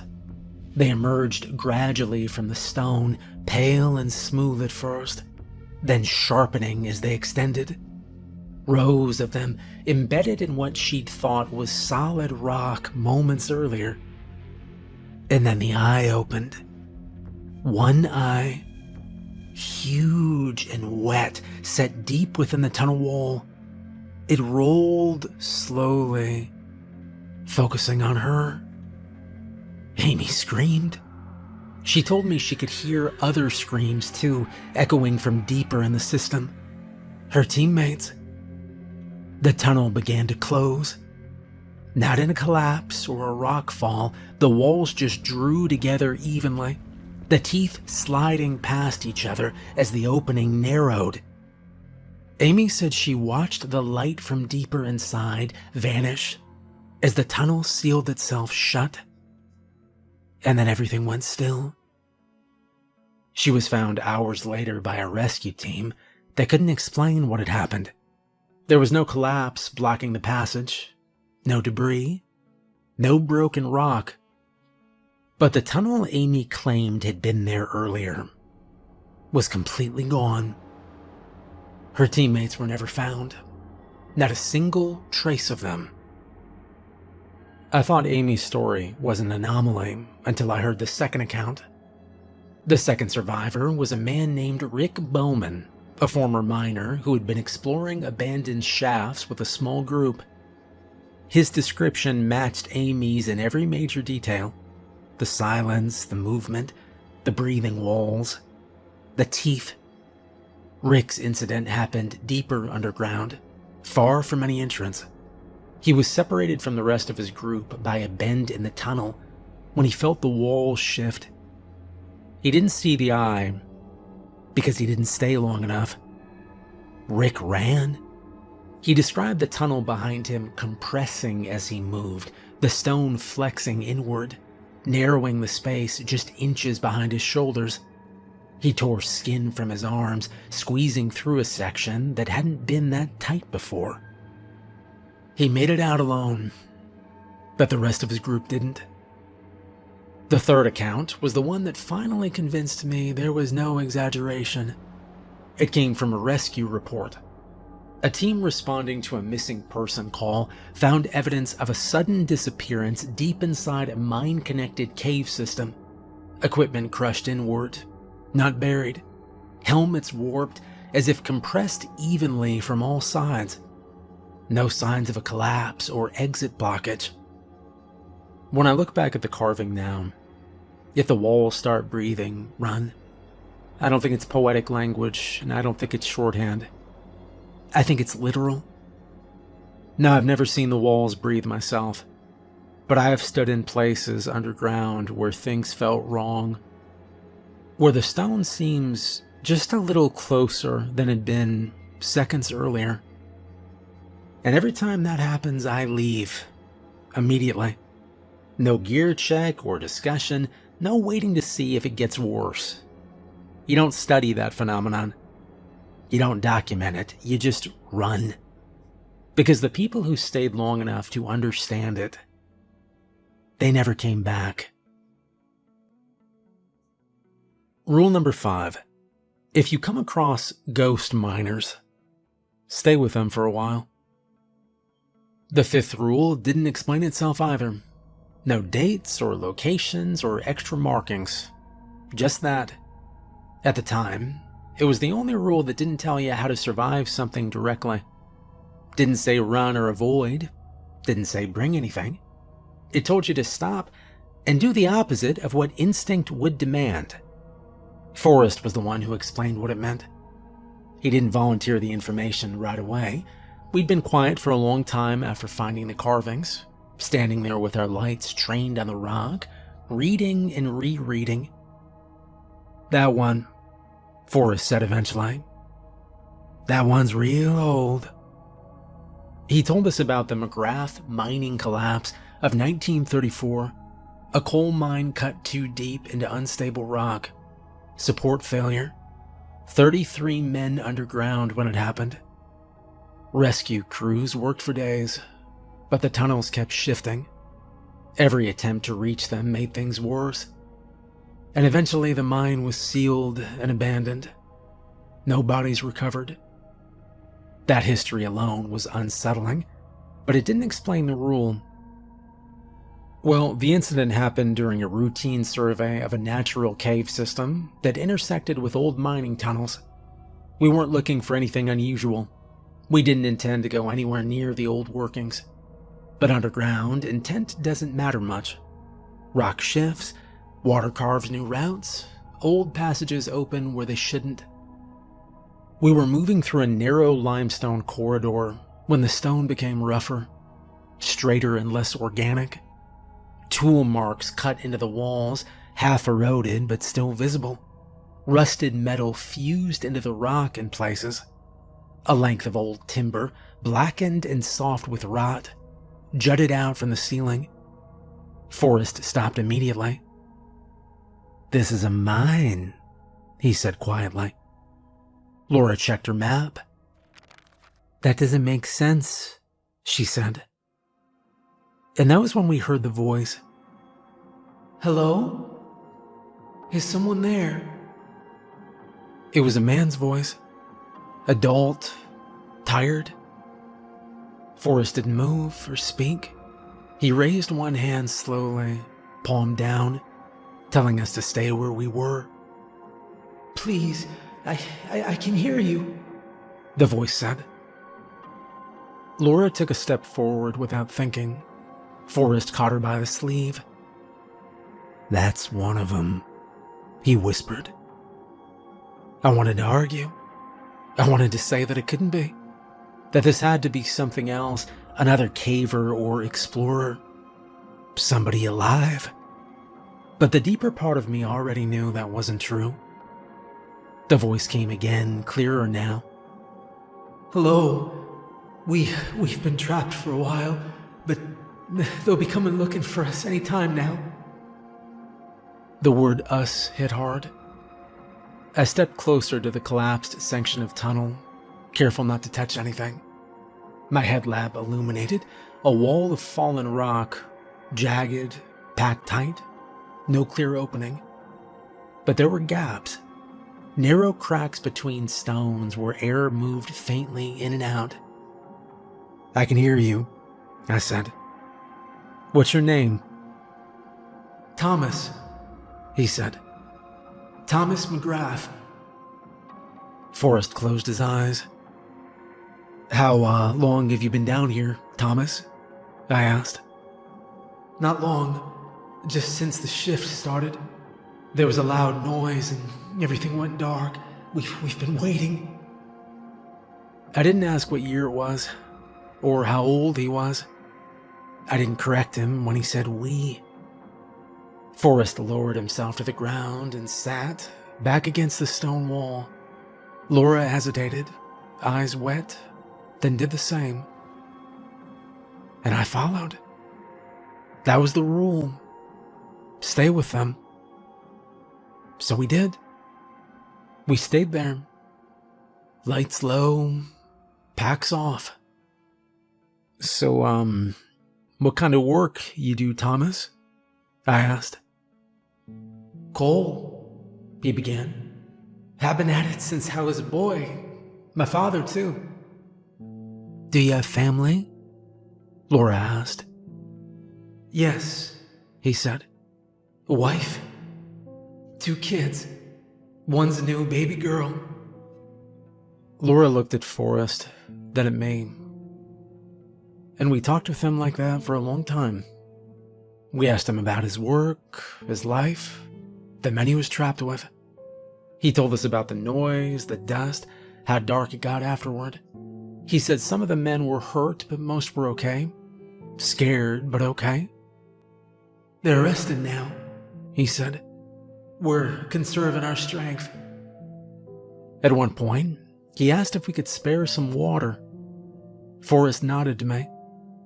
I pulled my bottle from my pack, and I carefully threaded the tube through one of the gaps in the rock. It took time, and I didn't rush. When Thomas took a drink, he sighed with relief. "Thank you," I have not had a drink in a long time. As time passed, his voice grew softer, slower. They'll be looking for us any time now, he said again, his voice tired but hopeful. Forrest shot me a brief look, then nodded. We didn't promise rescue. We didn't tell him help was on the way, and we didn't say he was getting out. We let him believe what he needed to believe. Eventually, his voice trailed off. Long pauses stretched between sentences. Then silence. We stayed seated. Minutes passed, then more. Laura wiped her face with the back of her glove, shoulders shaking quietly. Forrest stayed still, eyes closed, breathing slow. When we finally stood up to leave, the tunnel was silent. There was no voice anymore. When I think about that rule now, I understand it better than the others. They know. Somewhere deep down, they know they aren't getting out. Maybe they know they're already dead. But they don't want to be alone. They want company. So if you ever hear a miner working where no one should be, or a voice calling from behind the rock, don't argue with it. Don't correct it.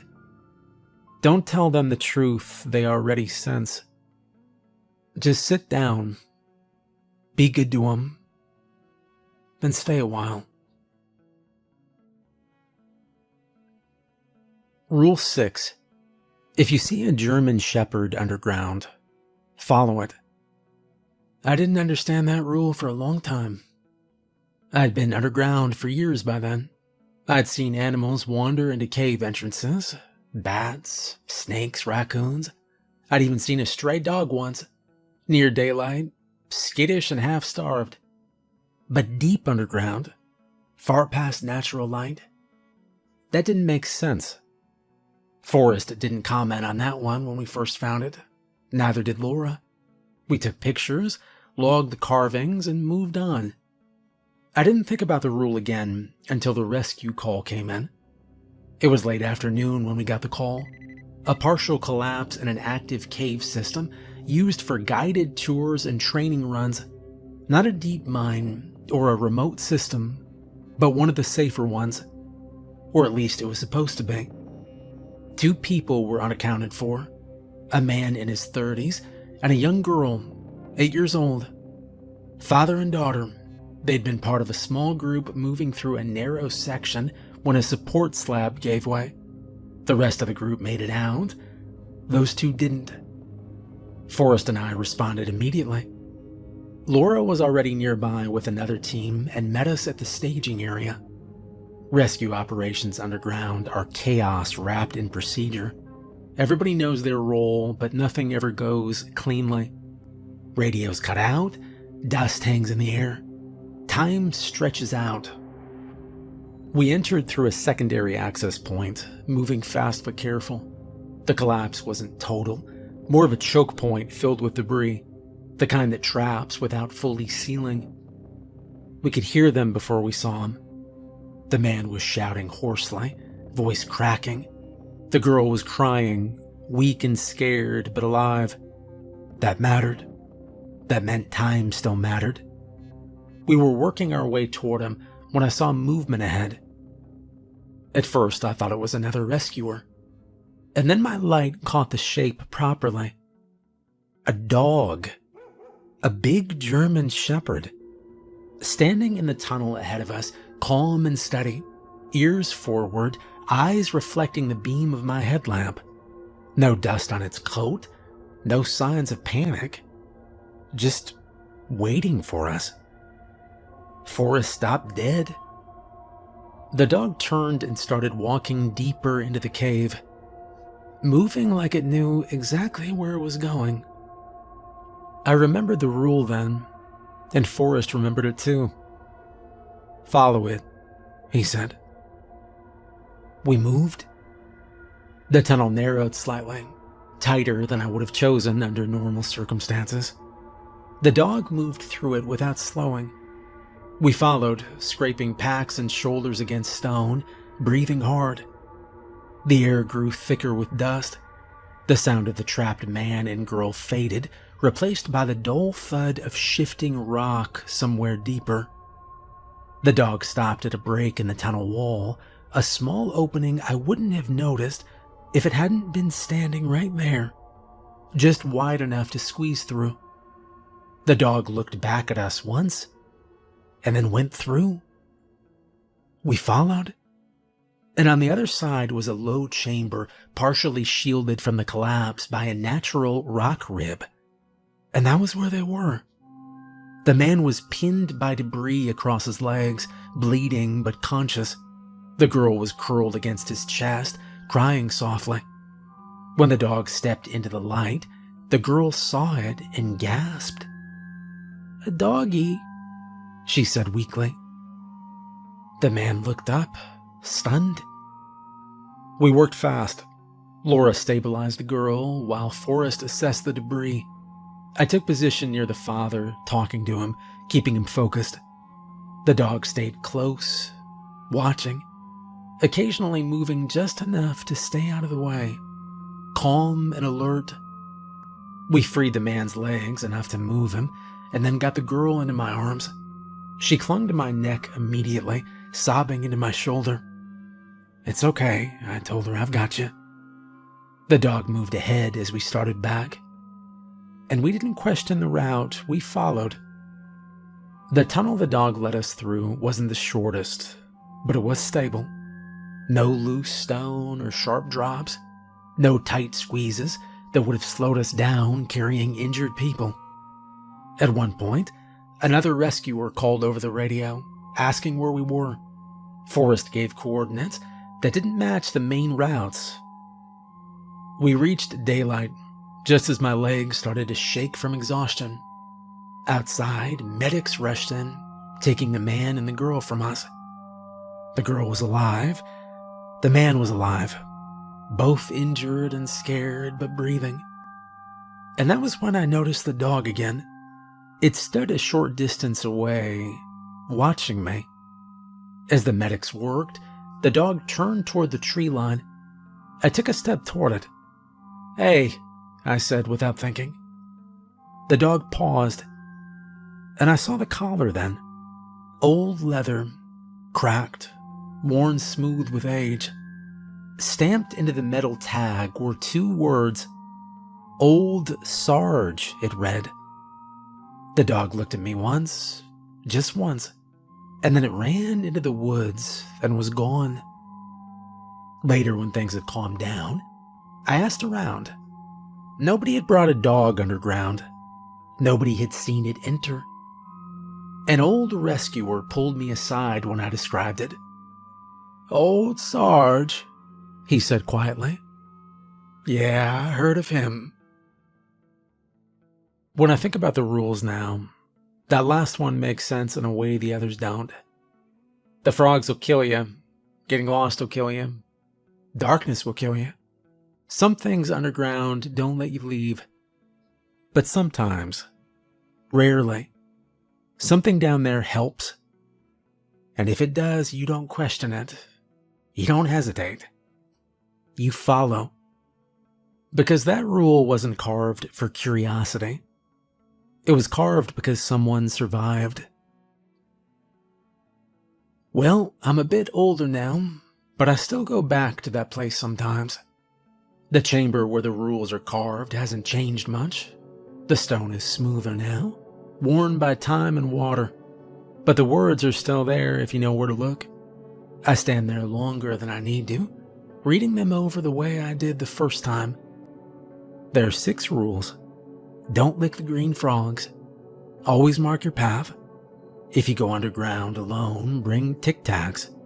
If the walls start breathing, run. If you come across ghost miners, stay with them for a while. And if you see a German shepherd underground, follow it. They don't replace training or equipment. They don't make you invincible by any means. They exist alongside the basics The things every caver is taught on day one. People die underground for ordinary reasons. Rockfall, bad air, equipment failure, getting lost, doing something real stupid and not realizing it until it's too late. Those are the common ones. But every now and then, something else happens. Something that doesn't fit neatly into a report or a safety briefing. Something you won't hear about unless you've been around long enough or you've seen it yourself. That's why the rules are there. Not to explain anything or scare anyone, just to warn the next person. If you ever go underground, be mindful. Take your time, pay attention. Remember that the dark doesn't care how confident you feel or how many times you've done it before. And most of the time, you'll make it back out. But if you don't, it won't matter whether it was nature, carelessness, or something much worse that took you. Down there, the difference doesn't mean much. So remember the rules and be careful.